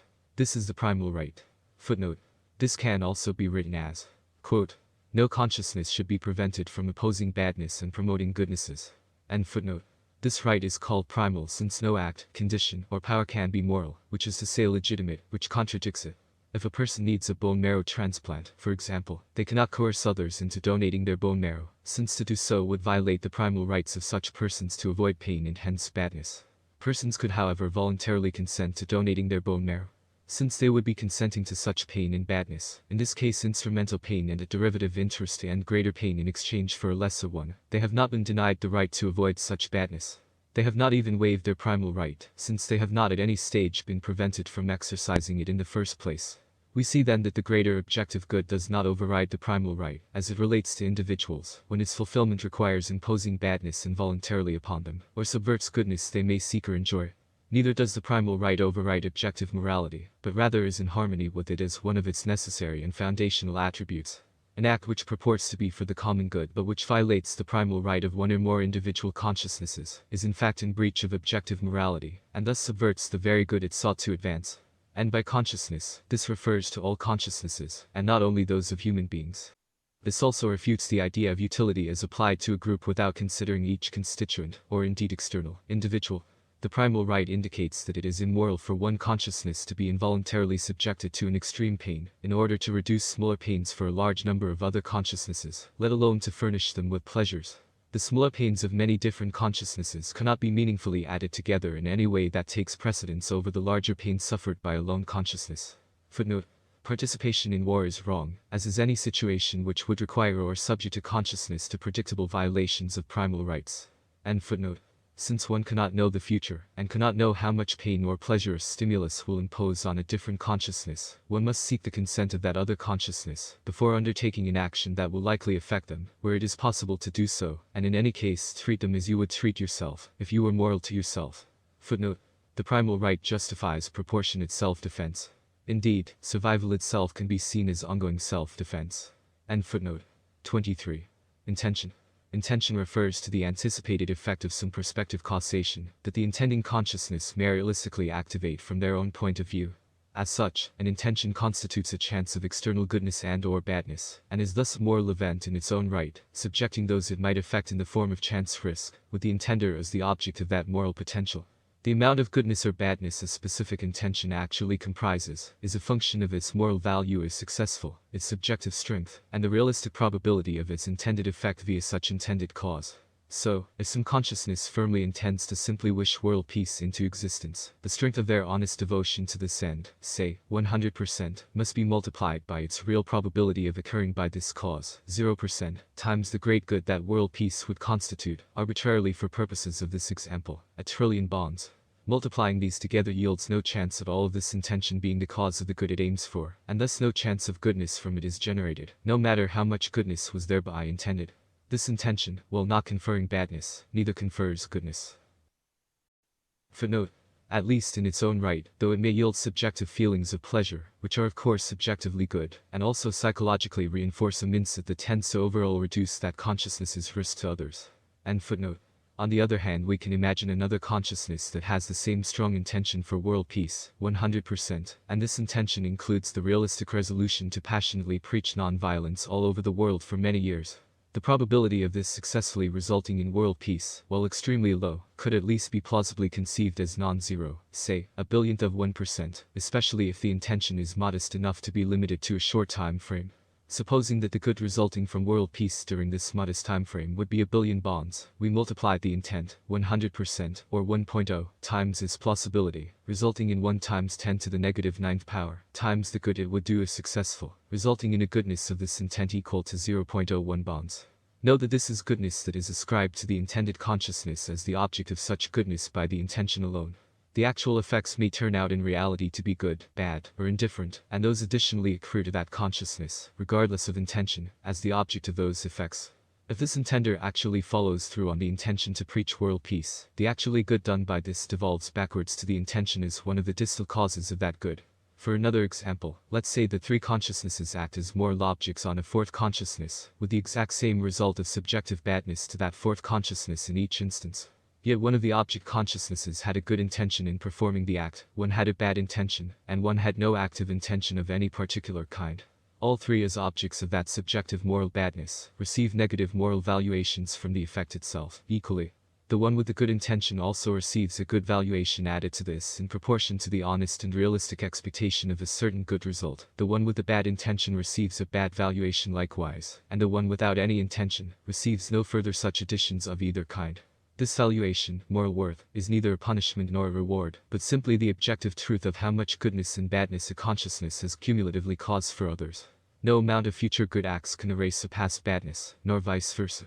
A human who is an omnivore and becomes a vegan at age 20 has contributed to the unnecessary breeding, torture, and death of thousands of individual sentient beings.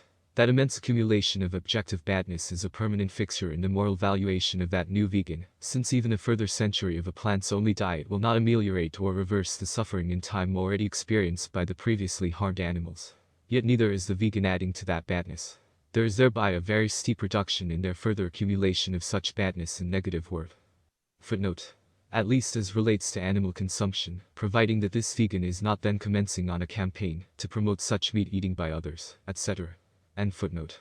The total moral worth of a consciousness, while it includes intention, is not limited to intention. It also takes into account the total good and bad a consciousness would create, if the chances to do so were open to it, in proportion to those chances and the chances of such vim being devoted to them. For example, a consciousness that would willingly perpetuate genocide, yet never does so, nor has any specific intention to do so, has negative worth added in since the disposition of such a consciousness poses a risk for that outcome. It should be noted here that it is not enough to simply believe oneself morally right, any more than it is enough to simply believe a wish to be effective. One must actually be morally right. Good intentions require right morals, in order to be counted as such. The intended good effects should actually be good. If one believes that, say, kicking animals in the head is the right thing to do, and formulates intentions based on this error, those intentions will count as bad ones, not good ones, since they constitute risks for bad effects, not chances for good effects, no matter how sincerely held is this error by the offender. Being mindful of true morals, and cultivating good intentions stemming from them, will nourish opportunities for causing good effects, and tend to render object goodness for the one so acting. Footnote. i.e., increase moral worth. End footnote. 24. Authority. The primal authority is the other side of the primal right. We know oughts exists for every consciousness. Against pain, its risk, and so forth, and that these are universal commandments to all of us within our own subjective experiences. Just as the primal right denies legitimacy to acts and powers which transgress subjective morals, so the primal authority confers legitimacy to acts and powers which protect such morals. Footnote. The consciousness ought never to prevent another from opposing badness and promoting goodnesses. The primal right is good when fulfilled respected, and bad when violated disrespected. Recall that every ought has a good side, when fulfilled, and a bad side, when violated. The primal authority derives directly from this, that it is bad when the primal right is violated. Thus no such violation is justifiable. End footnote.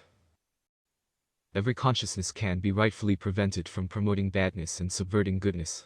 This simply restates what is obvious in light of the previous sections, i.e., that a consciousness has no more license or right to promote badness or subvert goodness, though it now has an objective posture. Namely that while every consciousness has the right not to be harmed, there is a corresponding duty never to harm. Further is the strong implication that there is moral warrant for any consciousness exercising its power to enforce the above, though this implication stops short of actually requiring such enforcement. Separately, however, the objectification of the meadow furnishes a positive commission to promote goodness and subvert badness outside of oneself, in what one can call the primal duty. The consciousness ought to promote goodness and subvert badness for others as well as itself. Putting these three together, it is clear that there is a duty not only to help others, i.e., after the fact of harm, but also to prevent that harm to begin with, even when it entails some coercion of the offending consciousness. An offender, already in breach of the primal right of another, has by way of violating that primal right, voluntarily accepted to become subject to possible subjective badness on behalf of any morally grounded enforcement that may ensue. Footnote. The primal right only protects a consciousness's prerogative to pursue subjective and objective morality. It does not and cannot shield a consciousness from harms arising from its transgression of that very morality. End footnote. 25. Moral gates. There is a duty to seek goodness and avoid badness. Yet as we have seen, goodness and badness exist both subjectively and objectively. In the latter case, this objectivity refers both to the objective reality of subjective moral states, as well as to a universal perspective of them taken altogether. This universal perspective is the key to morals as they relate to the interaction between different consciousnesses, which is the same morality as normally defined. By objective morality, a consciousness who assaults another consciousness without provocation is the cause of badness for that victim, and in violating the victim's primal right, waives their own to the same extent, meaning that defensive actions taken against them, while subjectively bad, are not objectively bad in this sense of universal morality. A moral gate is the seclusion which rightfully prevents the ascribing of a subjective moral condition with objective perspective. 26. Objective badness and goodness defined. Objective badness and goodness are determined by the same classes of oughts, in the same order, as those for subjective badness and goodness. The primal right, primal authority, and so forth, are in fact static oughts derivative to subjective morality, though to the subjective morality to all consciousnesses, instead of only to one of them. 27. Moral precision. In the English language at least, there is much ambiguity regarding relative moral states. The word better, for example, is read to mean both more good and less bad. Worse is similarly imprecise. Even worst, as in the worst case scenario, can mean not the true worst state with maximum badness, but merely minimal or absent goodness or pleasure. In pursuit of moral precision, the following vocabulary is adopted. Terms for goodness. Nouns. Bon. And bonness. Adjective. Bonic. Superlatives. Bonnet. And bonest. Comparatives. Bonini. And bonner. Verbs. To bon. And bonin. Agent noun. Bonant. Recipient noun. Bonient. Terms for badness. Nouns. Mal. And malness. Adjective. Malic. Superlatives. Mulet. And mollus. Comparatives. Molini. And muller. Verbs. To mal. And mulling. Agent noun. Malant. Recipient noun. Malient. Further, to distinguish movement within goodness or badness from movement overall. Footnote. A movement from pleasure to pain, for instance, would be first counterpositive to a state of calm, then negative. The counterpositive symbol shows the negative movement, minus sign, dominating the positive, plus sign, and the counter-negative symbols shows the positive movement, plus sign, dominating the negative, minus sign. End footnote. Positive. A boon, distinguished from benefit. Movement within goodness towards more good. Negative. A bane, distinguished from harm. Movement within badness towards more bad. Counter-positive. A bear. Movement within goodness towards less good. Counter-negative. A bomb. Movement within badness towards less bad. Although pain is always subjectively bad, and pleasure is always subjectively good, this is not always true on an objective level, such as it is not objectively good in any sense, when one person sadistically murders another, even if the sadistic killer subjectively enjoys it. For this reason, it is helpful to specifically categorize, and define some terms which in colloquial English, are used rather more freely. Regarding pain. The absence of pain for a consciousness is always subjectively good, and its presence is always subjectively bad. From an objective perspective, however, the presence or lack of pain for a particular consciousness may be either justified or unjustified, and given that, different terms are useful depending on whether it is actually present or not. When pain is good by its presence, that is, from an objective perspective, since it is always bad subjectively, we call it a penalty. When it is bad by its lack, we call it an evasion. When it is bad by its presence, we call it a harm. That it is good by its lack, is the default state of affairs. Regarding pleasure. In likewise, the presence of pleasure, objectively speaking, it is either justified or unjustified in each particular case, to wit. When pleasure is good by its presence, we call it a benefit. When it is good by its lack, we call it a doc. When it is bad by its presence, we call it a spoil. And the default occasion is when it is bad by its lack, provided that it is justified. A harm is an experience of badness which is not justified. In other words, a harm is not simply a bad experience, nor necessarily only a worsening one, from either a good or bad starting point, but one that is unjustified by any further moral implications. The pain an assailant might receive from a defensive action by their victim, for example, while subjectively bad, is not a harm. Likewise, that defensive action of the victim, even though the proximate cause of that badness, is not wrong, if proportionate. Though bad in one sense, it is justified by other moral factors. A benefit refers to an experience of goodness which is not unjustified. By unjustified good, this refers not to goodness which is unearned in some fashion, but rather a goodness which is experienced in defiance of an occasion of justice. For example, if the defensive strike of a rape victim, instead of deterring the rape through pain or risk of it, instead resulted in incentivizing pleasure to the assailant, that would not be a benefit, but a spoil.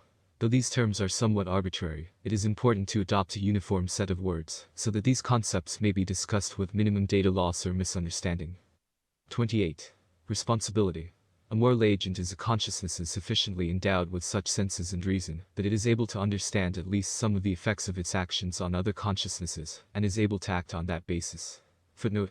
meaning that consciousnesses with limited or no empathy are still moral agents, such as psychopaths, narcissists, and autists.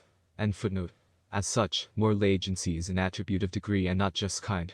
Nevertheless, the consciousness may still be able to comprehend goodness or badness itself, and certainly be able to experience goodness and badness, even without being a moral agent. Footnote. The consciousness may understand to some extent the goodness or badness others are experiencing, without being able to formulate a cause-effect relationship between its own actions and those external moral experiences. End footnote. When one moral agent voluntarily causes badness for another consciousness, either with the purpose or expectation of doing so, or because of reasoning or acting at a lower standard of carefulness, risk avoidance, than they would use to avert badness for themselves, then that moral agent is culpable of that bad consequence. That is, they are morally responsible for it. Footnote. Via Vim, as discussed in the section on will. Regardless whether that other consciousness is itself a moral agent or not. Additional footnote. One might expect a certain outcome from a prospective act even without intending that outcome. End footnotes. Likewise, a moral agent who voluntarily brings goodness into existence for another consciousness with the purpose or expectation of doing so, or because of reasoning or acting at the same or higher standard than they would use to achieve goodness for themselves, is morally responsible for that good consequence. Footnote. By lower or higher standard of carefulness, this refers to the degree of respect or disrespect afforded to the primal right of others.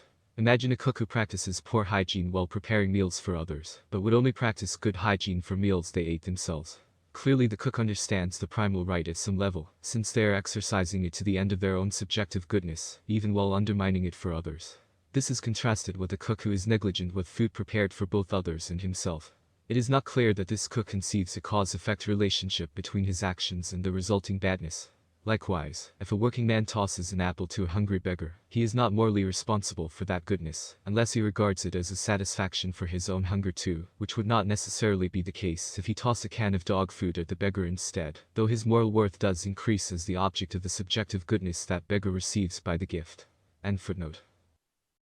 Consciousnesses can be categorized into 4 different types. 1. The non-dangerous and rational, normal human beings. 2. The non-dangerous and non-rational, babies, some non-human animals. 3. The dangerous and rational, psychopaths, etc.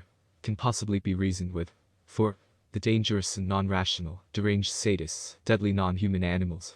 A moral agent could be a member of any of these categories, from a qualitative perspective, though the maximum moral agency is likely to be found among the rational categories of 1 and 3. 29. Merit.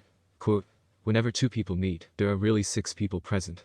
There is each man as he sees himself, each man as the other person sees him, and each man as he really is. End quote. By William James. Footnote. Each man as he sees himself as his own subjective value, each man as he is seen, encompassing his effects on the world, relates his objective worth, and each man as he really is his alludes to his merit and attribute, not necessarily corresponding to the quality of his subjective experience, yet neither necessarily accurately perceived by others, even given perfect knowledge of his lifelong actions. End footnote. We already know about 2 kinds of moral valuations for consciousness. Its subjective moral valuation, the quality of its subjective experience, and its objective moral valuation, the type, number, and intensities of subjective experiences it causes for others. Yet the concept of moral responsibility gives rise to a 3rd moral valuation. Merit. That is, a separate accounting of the objective moral valuation of a consciousness altered to reflect the degree to which that consciousness is culpable of those effects. As such, this 3rd valuation only pertains to moral agents. This 3rd moral valuation takes greater account of intention than objective moral worth does. Footnote. Since intention affects moral worth by the consequential risks and chances it imposes before moral responsibility is even considered. End footnote. Whereas objective moral worth is only concerned with pure consequentialism, the immoral elements imposed on others, moral merit is concerned with the non-incidental bearing of a moral agent on those same effects. The nature of moral experience is subjective, and it concerns the subject of an experience. The nature of moral worth is objective, and it concerns the object of an experience. The nature of moral merit is transjective, and concerns the moral agent of an experience. Footnote. Take transjective to mean the bearing of a morally responsible conscious object upon a conscious subject, objectively beheld. End footnote. Good, amoral, and bad qualities are termed differently depending on the moral concept. A moral experience can be happy, neutral, or miserable. The moral worth of a consciousness can indicate that they are useful, neutral, or dangerous. And its moral merit can indicate that they are virtuous, neutral, or wicked. One can be happy, useful, and wicked, or miserable and dangerous though virtuous, or any other of these combinations. Moral propensities. There are certain traits and conditions which can make it either easier or more difficult for a moral agent to actually be moral, and this reality should be considered when calculating moral merit. That is, a person who is naturally disposed to be kind, and even feels pleasure when being kind, is, well, meritorious, less meritorious than a person who is outwardly just as kind, but for whom it comes only at great effort. The subjective cost, in badness, that a moral agent endures in the course of being virtuous, is reckoned in addition to the effect produced, and the subjective profit, in goodness, that a moral agent enjoys in that same way is subtracted from the effect produced. Footnote. The same is true for wickedness. Pleasure experienced during the commission of a bad act is subtracted from the negative moral merit of the perpetrating moral agent, in that to such extent the offense is made easier, or less resistible, and added to the negative moral merit in correspondence to the pain endured, in order to undertake the offense. That is, it is worse in terms of virtue assessment, when an offender goes to great unrewarded efforts to inflict badness on another, than when no such efforts are required, or when there is extreme temptation to do so. End footnote. For example, let us imagine person A who, without either pain or pleasure, performs an act resulting in 100 bonds for another consciousness. Person B performs the same act, but experiences 25 bonds of pleasure in the performance. Person C performs the same act, but suffers 25 mals of pain in the performance. The net merit of this act for person A is 100 bonds, for person B is 75 bonds, and for person C is 125 bonds. Let us recall the case previously mentioned of the consciousness predisposed to promote, or even commit genocide. Despite having negative worth assigned to them because of this, denoting dangerousness, this consciousness could end up being quite meritorious, if in spite of this disposition, i.e., at great costs and effort, they fight against proposals of genocide. Indeed, they would earn more merit than another whose results were similar, but for whom it never occurred to act differently. In practice, such propensities are not always innate. The same moral agent may at different times have other forces which make a given virtuous act easier or more difficult. Such propensities may not be in the form of pain and pleasure, but in other types of goodness or badness, such as risk. In every case, the merit of that moral agent is assessed, not only by the good or bad done in the effects, but by the costs or boon propensities attending the moral agent in so causing them. Such costs encompass, not only immediate costs relating to the act, but also costs incurred in coming to know right morals in the first place. Footnote. Even one well-disposed to being moral must know what it is to actually be moral. If this is reasoned out, then the efforts in doing so are counted towards this person's merit. End footnote. The moral inverse gap. As mentioned before, when there is some pain less than maximum pain being experienced, there is not only badness present, but also some goodness to the effect that it is not even worse. Indeed, this is the same goodness, though in diminished quantity, which is present when there is no pain at all. This applies to occasions of real and potential moral responsibility as well. Calculating merit. Both positive and negative merit have been mentioned. These can be viewed like a fraction, with positive merit as the numerator, and negative merit as the denominator. Negative merit consists of all the badness, and positive merit all the goodness a moral agent is morally responsible for respectively, in each case also adjusted for propensity. A moral agent with a positive merit of 1000, and a negative merit of 500 is represented as 1000 over 500. Despite the temptation to simply divide this fraction, to render a single merit score, this is not viable. A moral agent who has produced barely any effects, say, 2 over 1, would falsely be equated as having similar merit to one who had produced vastly greater moral effects, even if those effects happen to be in the same proportions. To compare the relative merit of 2 or more moral agents, one must adjust the fractions for each such agent, to reflect their time as such. Footnote. A moral agent has not necessarily been a moral agent for their entire life as a consciousness. End footnote. In other words, a moral agent who cumulatively merited 12,000 over 400 over his 50 years as a moral agent is less meritorious than another who merited 516ths over his short 2-year life as a moral agent. That is because when each one is adjusted for time, the former results in 248ths, whereas the second one results in 258ths. The shorter-lived moral agent in this case is responsible for 10 more bonds on a time-adjusted basis, without any difference in mals. The most meritorious consciousness is hereby defined as the one with the least negative merit earned on average over time, and when these are tied, the one with the most positive merit earned on average over time. Footnote. A virtuous person who lives a very long life may have earned far more moral merits than a more virtuous person who had a far shorter lifespan. It is important then, to measure the amount of earned good in proportion to time as a moral agent, say, bonds per annum, so that a ranking seeking the most virtuous consciousness is achieving just that, and not merely the virtuous consciousness with the most longevity. Additional footnote.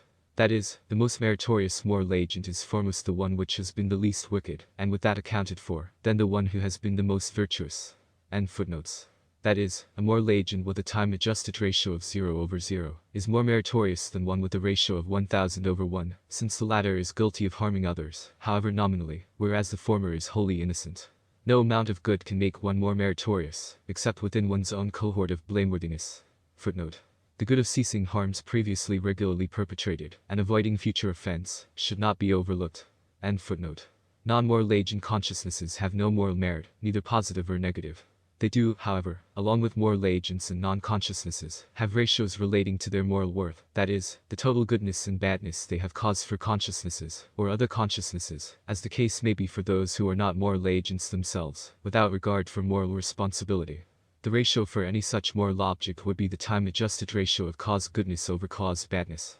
Every consciousness also has a ratio representing its moral experience. As before, the consciousness with the best moral experience is that consciousness which foremost has the least time-adjusted bad experience, and secondly, when tied, the most time-adjusted good experience. Thus a consciousness with a time-adjusted moral experience of 0/0 has overall had a better moral experience than one which has a time-adjusted ratio of 1001, 1000 bonds yet 1 mal. Footnote. It may not seem intuitive that a consciousness which has experienced 1000 bonds of goodness has had a worse moral experience than a consciousness which has never experienced any goodness nor badness, merely because of the experience of only one single mal. Yet the very meaning of worse quickly clarifies this, in that worse means more bad, and not only less good. Even to the extent it can mean either of these things, it has more pertinence to a situation which has gone from bad to horrible, than to one which has gone from perfect to merely wonderful. By derivative interests mentioned earlier in the paper, the consciousness may well decide it would rather choose the 1001 existence to the 00 existence, but by the taking on of badness, it is indisputably undertaking immoral transgression to do so, no matter how expedient it finds this transgression to be, and is thus morally subordinate to the one who does not so undertake transgression. Seeking the greater good most purely, which is to say, most morally, would be to increase goodness without increasing badness. End footnote. As with the sphere of experience and moral strands, these calculations are not inherent to morality itself, but rather a way to imagine the interface of our experience with the values pertaining to that experience, and that of others. As mentioned earlier, these types of calculations are at best only a cartoon of the underlying moral reality, since they do not preserve information about the intensity and frequency of such moral occasions. 1000/1 where all 1000 mals are experienced, or impose, in a single percept versus one where they are evenly distributed over 1000 non-consecutive percepts, are dramatically different moral experiences that this metric glosses over.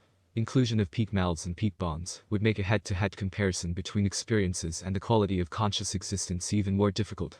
All of this may seem excessively, and indeed, impossibly, precise to be of any use in practical moral calculations. But this difficulty arises from our lack of ability in accessing and recording moral transactions, at the fine resolution at which they actually occur. Any simplification of this accounting must, if it is to be a real simplification, and not merely a counterproductive fabrication, bear the real underlying calculus and its intrinsic units in mind. Footnote. Intrinsic in that bonds and mals represent the intrinsic values of goodness and badness, as calibrated to real and discrete subjective experiences of pain and pleasure. The intrinsic units themselves are only estimated. End footnote. 30. Moral equilibrium. As mentioned earlier, a harm is a particular type of subjectively bad experience. Yet the notion of harm, as opposed simply to badness, derives not from this subjective experience, but from objective morality. A harm denotes an unjustified experience of badness, one that is purely in breach of morality, which ought therefore to be reversed. Footnote. In practice, reversal of a harm is impossible, since it would require the erasure of an experience in past time. The next closest address of such a moral breach is compensation, which is derivative of reversal, and morally inferior to preventing that harm in the first place. End footnote. This latter ought, in pursuit of justice, rests upon the principle that since badness ought not to be experienced, if it is experienced, then an acute asymmetry has been created between what is and what ought to be, or, more accurately, between what was and what ought to have been. In this sense, justice can be defined as pursuit of moral equilibrium. In essence, the point of all this is to favor not only goodness over badness, but lesser badness over greater badness, and greater goodness over lesser goodness. It provides a derivative framework in which to live life despite the inevitability of badness. Footnote. At minimum, via risk. End footnote. A benefit, on the other hand, is a particular type of subjectively good experience that is not morally unjustified. Morality pushes us to seek the highest good whenever and however we can. This refers not only to our own subjective goodness, but to the subjective goodness of all other consciousnesses. Fairness is not just equality of subjective experiences, but subjective experiences linked to objective effects via the filter of will, moral merit. For one who has no will, and thus is not a moral agent and has thusly no moral merit, we can view the consciousness as merely a passenger, an agent only of feeling, primarily of suffering, of the organism they inhabit. Yet without any means by which they can really deserve any particular thing, even though as subjectively experiencing consciousnesses, they are undoubtedly still subject to the tenets of morality already mentioned, including the primal right, and so forth. Nevertheless, when we posit a being like a dangerous wild animal, the existence of which would be most undeserving if such effects were issued from a moral agent, the intentions of which were in harmony with such bad effects, we can only say that this organism poses a great harm to other consciousnesses, both directly in pain and in risk of further pain, and the consciousness associated with that organism is itself in a sense a victim of it, in that it has no control over its own actions or consequent reprisals for such actions. This equilibrium also takes into account the distinction between active and passive goodness and badness. 1,000 mouths of active badness is not fairly compensated by 1,000 bonds of passive goodness, even if that ratio were deemed a reasonable trade-off. Active badness is only compensated by active goodness, and passive badness by passive goodness. 31. Scales of justice. It is impossible to right or wrong. An experienced pain is crystallized in time and can never be revoked. Fairness is also impossible, and hence so is justice. Yet to be virtuous one must seek just or at least more just conditions. This seeking can be called derivative justice. Footnote. Injustice on the other hand is the disparity between subjective and objective morality within one consciousness, i.e., between what it has experienced compared with what it is deserving of. In effect, the consciousness is deserving of maximum good at the outset, and this entitlement is by degrees eroded by the outward negative effects of such consciousness for which it is culpable. End footnote. It refers to exchanges at a small enough scale sufficient to push a situation closer to justice, yet without causing any further injustice beyond that scale. Such derivative justice must acknowledge the fact that the badness crystallized in the past is not correctable, yet sufficient goodness bestowed now or in the future may better justify that bad experience. Likewise, though a perpetrator of badness, even if repentant, cannot undo the damage they cause, they can, if willing and able, potentially create enough surplus goodness to benefit their victims. Footnote. Or, if dead, those harmed by the specific or general occasion of the death. Additional footnote. It is worth mentioning here that one cannot bank cruelty. One cannot accumulate badness as a subject in order to morally excuse being the object of that badness for others. Being subject to badness only justifies the future experience of compensatory goodness, and not marrying the equivalent badness out into the world. End footnotes. If we cannot achieve fairness, or even hope to come close, what can we do? 1. Enforce the primal right. Protect consciousnesses from abuse, exploitation, and other preventable harms. Identify abusers and accelerants of abuse and combat them. 2. As an extension of this, prevent the creation of new abusers and victims via antinatalism. 3. Arbitrate disagreements between parties according to common neutral standards, formed in a valid causal chain from right morals, and to end of their fulfillment. 32. Economics. Economics is the study and process of value. As such, it is derivative to the morality previously described. This means that the right goal of economics is to determine, and then direct that each consciousness receives precisely the value to which it is entitled. No more, no less. Thus in theory it is no different than justice, even if in practice it forms its own domain. Fundamentally we need to address what each consciousness is entitled to, distinct from both what they need, and what they actually have, and again distinct from what is available. Wealth is moral utility. That is, it is an entity external to consciousness which in its service, can improve the value of its experiences. It exists in two forms: static, utility, and dynamic, power. Static wealth is constituted by material and intangible objects, like a can of peas, a plot of land, a house, an idea, a song, or even a view of a sunset, which have use in themselves, and dynamic wealth is constituted of abstract concepts, like stocks, bonds, options, and trademarks, which are at one remove or more from static wealth. The latter is only legitimate when in service to the former, which is to say when both its objective and actual execution of that objective is to morally allocate static wealth. If all types of wealth were unlimited, any consciousness could use what it needed or wanted without depriving any other consciousness of anything. The economic status of property arises since possessions needed and or wanted are insufficient to meet all such needs and or wants, and this results inevitably in a contest between primal rights. Wealth is rightfully property, only if and, while it is used toward the most moral end possible. That is to say, no consciousness rightfully possesses any property except when in so doing they are making the best moral use of it. In such case, no other consciousness can claim a superior right to it, and it would be immoral to do nothing with some item, when it could be used toward a moral end instead. On an individual level, this is impossible to determine. Even if some useful item could be of great use to a particular consciousness, there is no way to determine if the greatest use is thereby made, or whether a million, or even a billion other consciousnesses could make greater use of it. Collectively, however, this concept is clear. All consciousnesses are collectively best suited to make the best moral use of all things, and thus all useful things, i.e., all wealth, is rightfully owned by all consciousnesses. Note that this refers really to all consciousnesses, and not only human beings. Footnote. Neither solely to earthlings. End footnote. Another way to say this is a commonwealth of consciousnesses exists, to which all useful non-conscious things belong. Footnote. An item can be improved or degraded, created, or destroyed, temporarily or permanently. Some items have the trait that they can be endlessly multiplied, like digital items or ideas. End footnote. That is, as a set of possessions, all things are the property of all consciousnesses, since any more land always pertains to consciousness, and the best more land is part of any more land. Thus when anything is taken for exclusive use, a debt is created to this commonwealth. The same is true when a useful thing is destroyed, even if its destruction is by natural causes, a deprivation occurs, and thus a debt is created.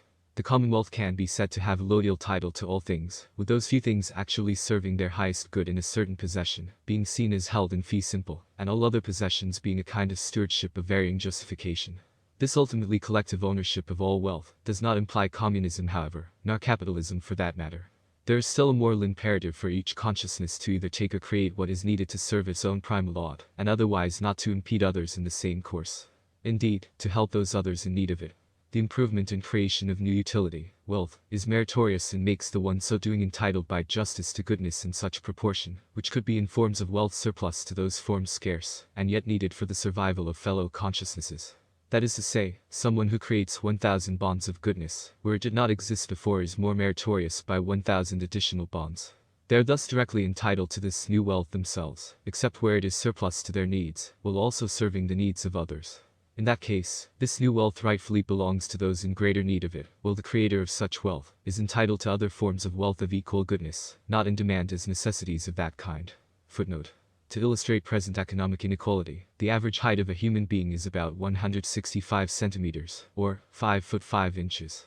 If wealth were directly correlated with height, with 165 centimeters indicating median global wealth per adult, then the average member of the global 1% would be 3.6 kilometers, or 2.2 miles, tall, and the richest person in the world would be 122,000 kilometers, or 76,000 miles, tall, nearly 10 times taller than the Earth is wide. End footnote. 33. Polities. On an individual basis, i.e., of a non-official resident. The real governed, every government is totalitarian in every practical point. A government is unidirectional, arbitrary in the sense of not being fashioned by a given citizen, and, relative to an individual, wields absolute power. The matter then is not whether a government is totalitarian from the perspective of any one citizen, since they are all, but rather how just are its laws, how consistent their enforcement, how durable are such laws to remain just and justly enforced, if they are, how in harmony the views of the citizenry with such laws and rulers, how worthy and meritorious those rulers, and foremost, how all of the above succeed or fail in supporting real morality, especially against the counterweight of risk that inherently attends such a setup.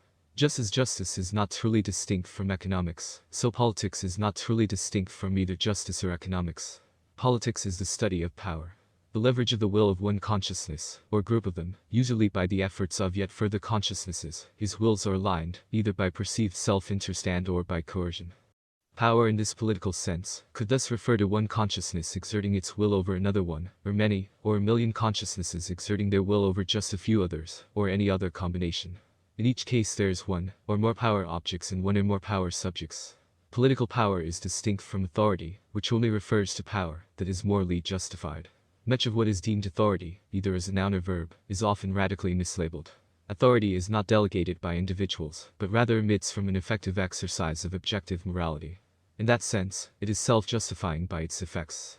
Nevertheless, in practical terms, power is a dangerous attribute, and a certain badness by risk attends it in proportion to its intensity and scope, and in relation to the goals and reliability of the power-wielding agency.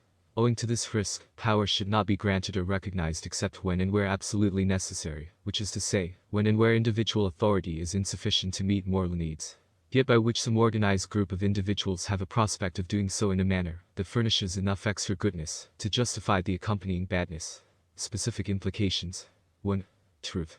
The universe itself has no value except as it bears upon one or more consciousnesses, so it stands to reason that no information about the universe would have value either, except as it relates to consciousness. There are many things it is far better not to know. Disgusting and hurtful things. One must be careful not to re-feed the coping mechanisms used to retroactively justify gaining such negative knowledge. 2. Birth.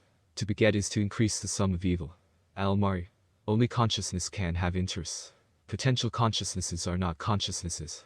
Therefore potential consciousnesses can have no interests. Therefore potential consciousnesses can have no interest in being born. If one were however to weigh the potential interest of a potential consciousness, one must begin with the primal and meta interests, which clearly prohibit the risk of pain. Footnote.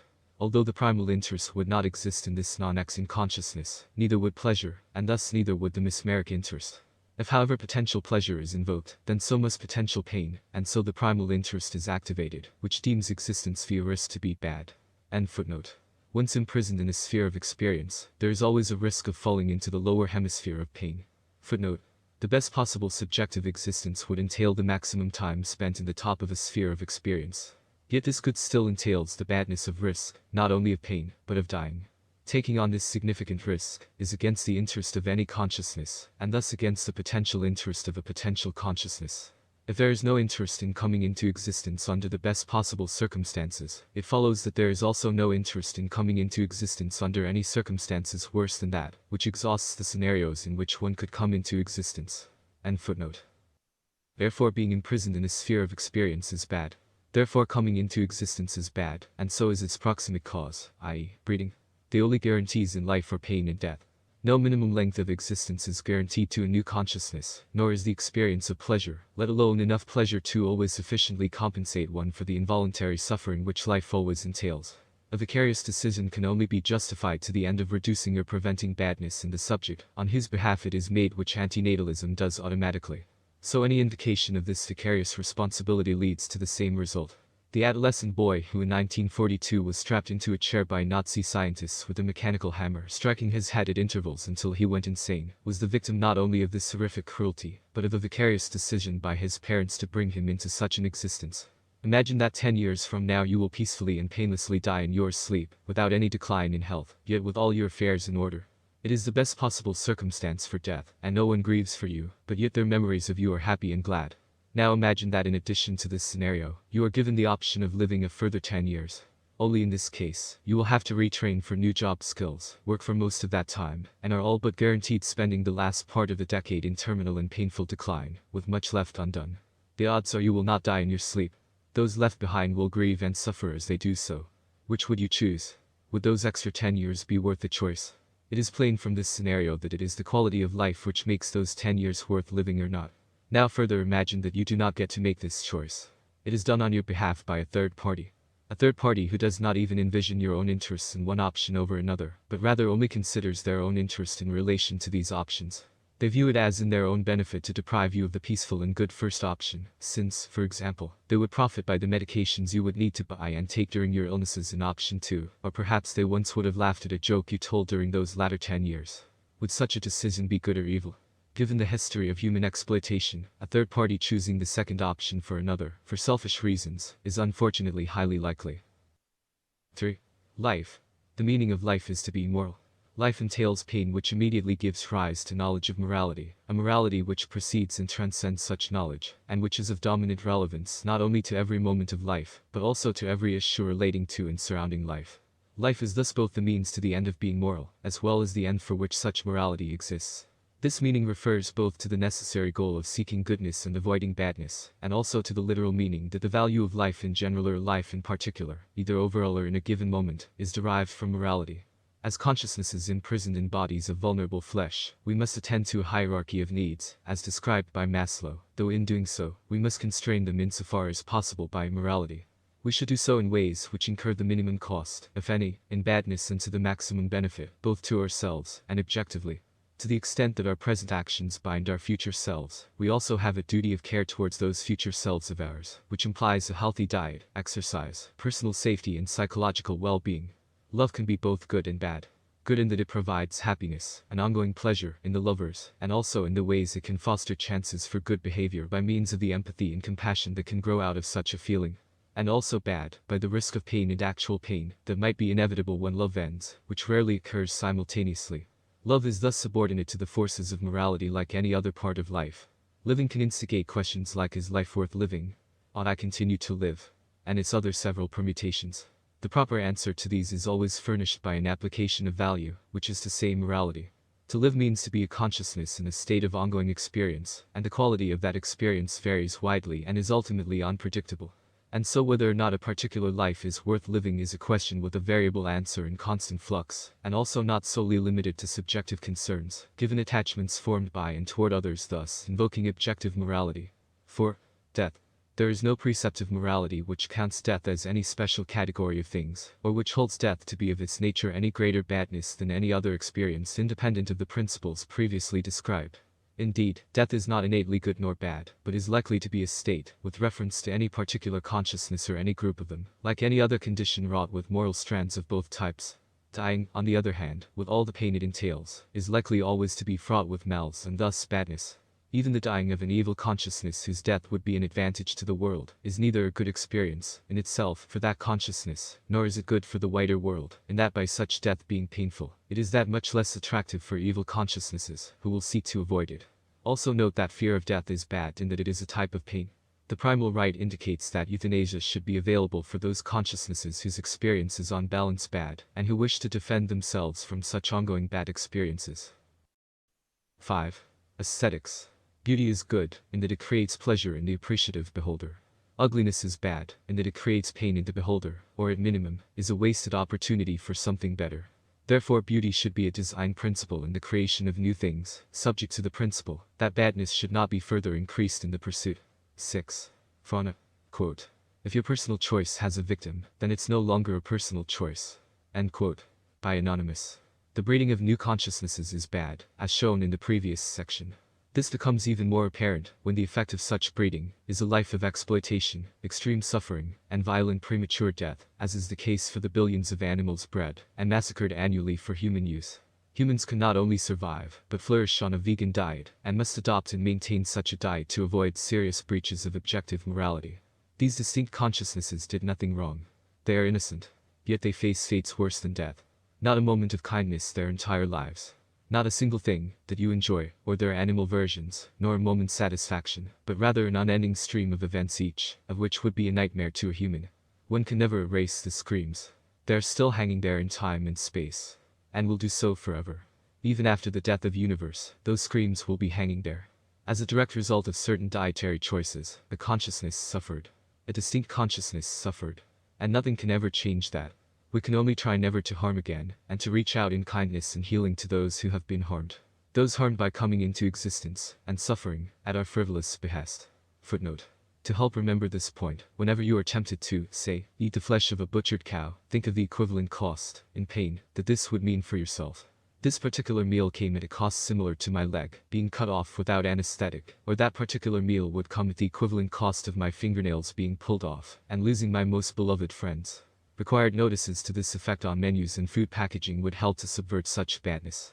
Externalizing such costs of one's pleasure to other conscious individuals is objectively worse, not better, than bearing those costs oneself. The problem of wild animal suffering is even worse. It should not be viewed as a hopeless problem, however. Sentience is likely correlated with sapience, and humane population control directed on a triage basis first towards those animals who by their capacity, lifestyles, and environments are most prone to suffer could result in a huge alleviation of badness in the world. 7. Happiness. Quote. I make myself rich by making my wants few. End quote. By Thoreau. A lot of badness is accrued in the pursuit of happiness, both for the pursuer and in collateral damage. You should seek, not just happiness but efficient happiness, those pleasures which furnish the greatest benefit for the least cost, in badness, and which, being moral, also do not harm others. This means to first exhaust internal options such as mindfulness and imagination, before resorting to material acquisition. These types of pleasures are not only free, or nearly so, counting effort, but they are less vulnerable than material things. Your own imagination is a great place to begin. You can build an idealized home, community, or even an entire world of comfort, beauty, and great wealth inside your mind that is impervious to theft or rot in the conventional sense. Cultivating happiness with less is virtually the same as getting more. Vaporize extraneous wants that do not serve your goals of virtue. Every want is a kind of pain, and even though life might often seem like a progress from one want to another, many of these wants can be suppressed with minimal mental exertion. Also, you should subdue your ego to the greatest extent possible, and even imagine it vaporizing just like your wants. A large ego is a large liability, which opens both you and those around you to more suffering. It figuratively increases the gravity within your sphere of experience, making painful experiences more likely. Being grateful for those things in your life which are already good, or at least not bad, is another way to promote your own pleasure and thus happiness. This gratitude, particularly when practiced mindfully, can promote good habits, and further reveal the wisdom in helping others. Smile. Be kind. Published on the spring equinox, 2021. Note: this paper is anonymously published, but is not affiliated with any group. This paper and this recording are both in the public domain.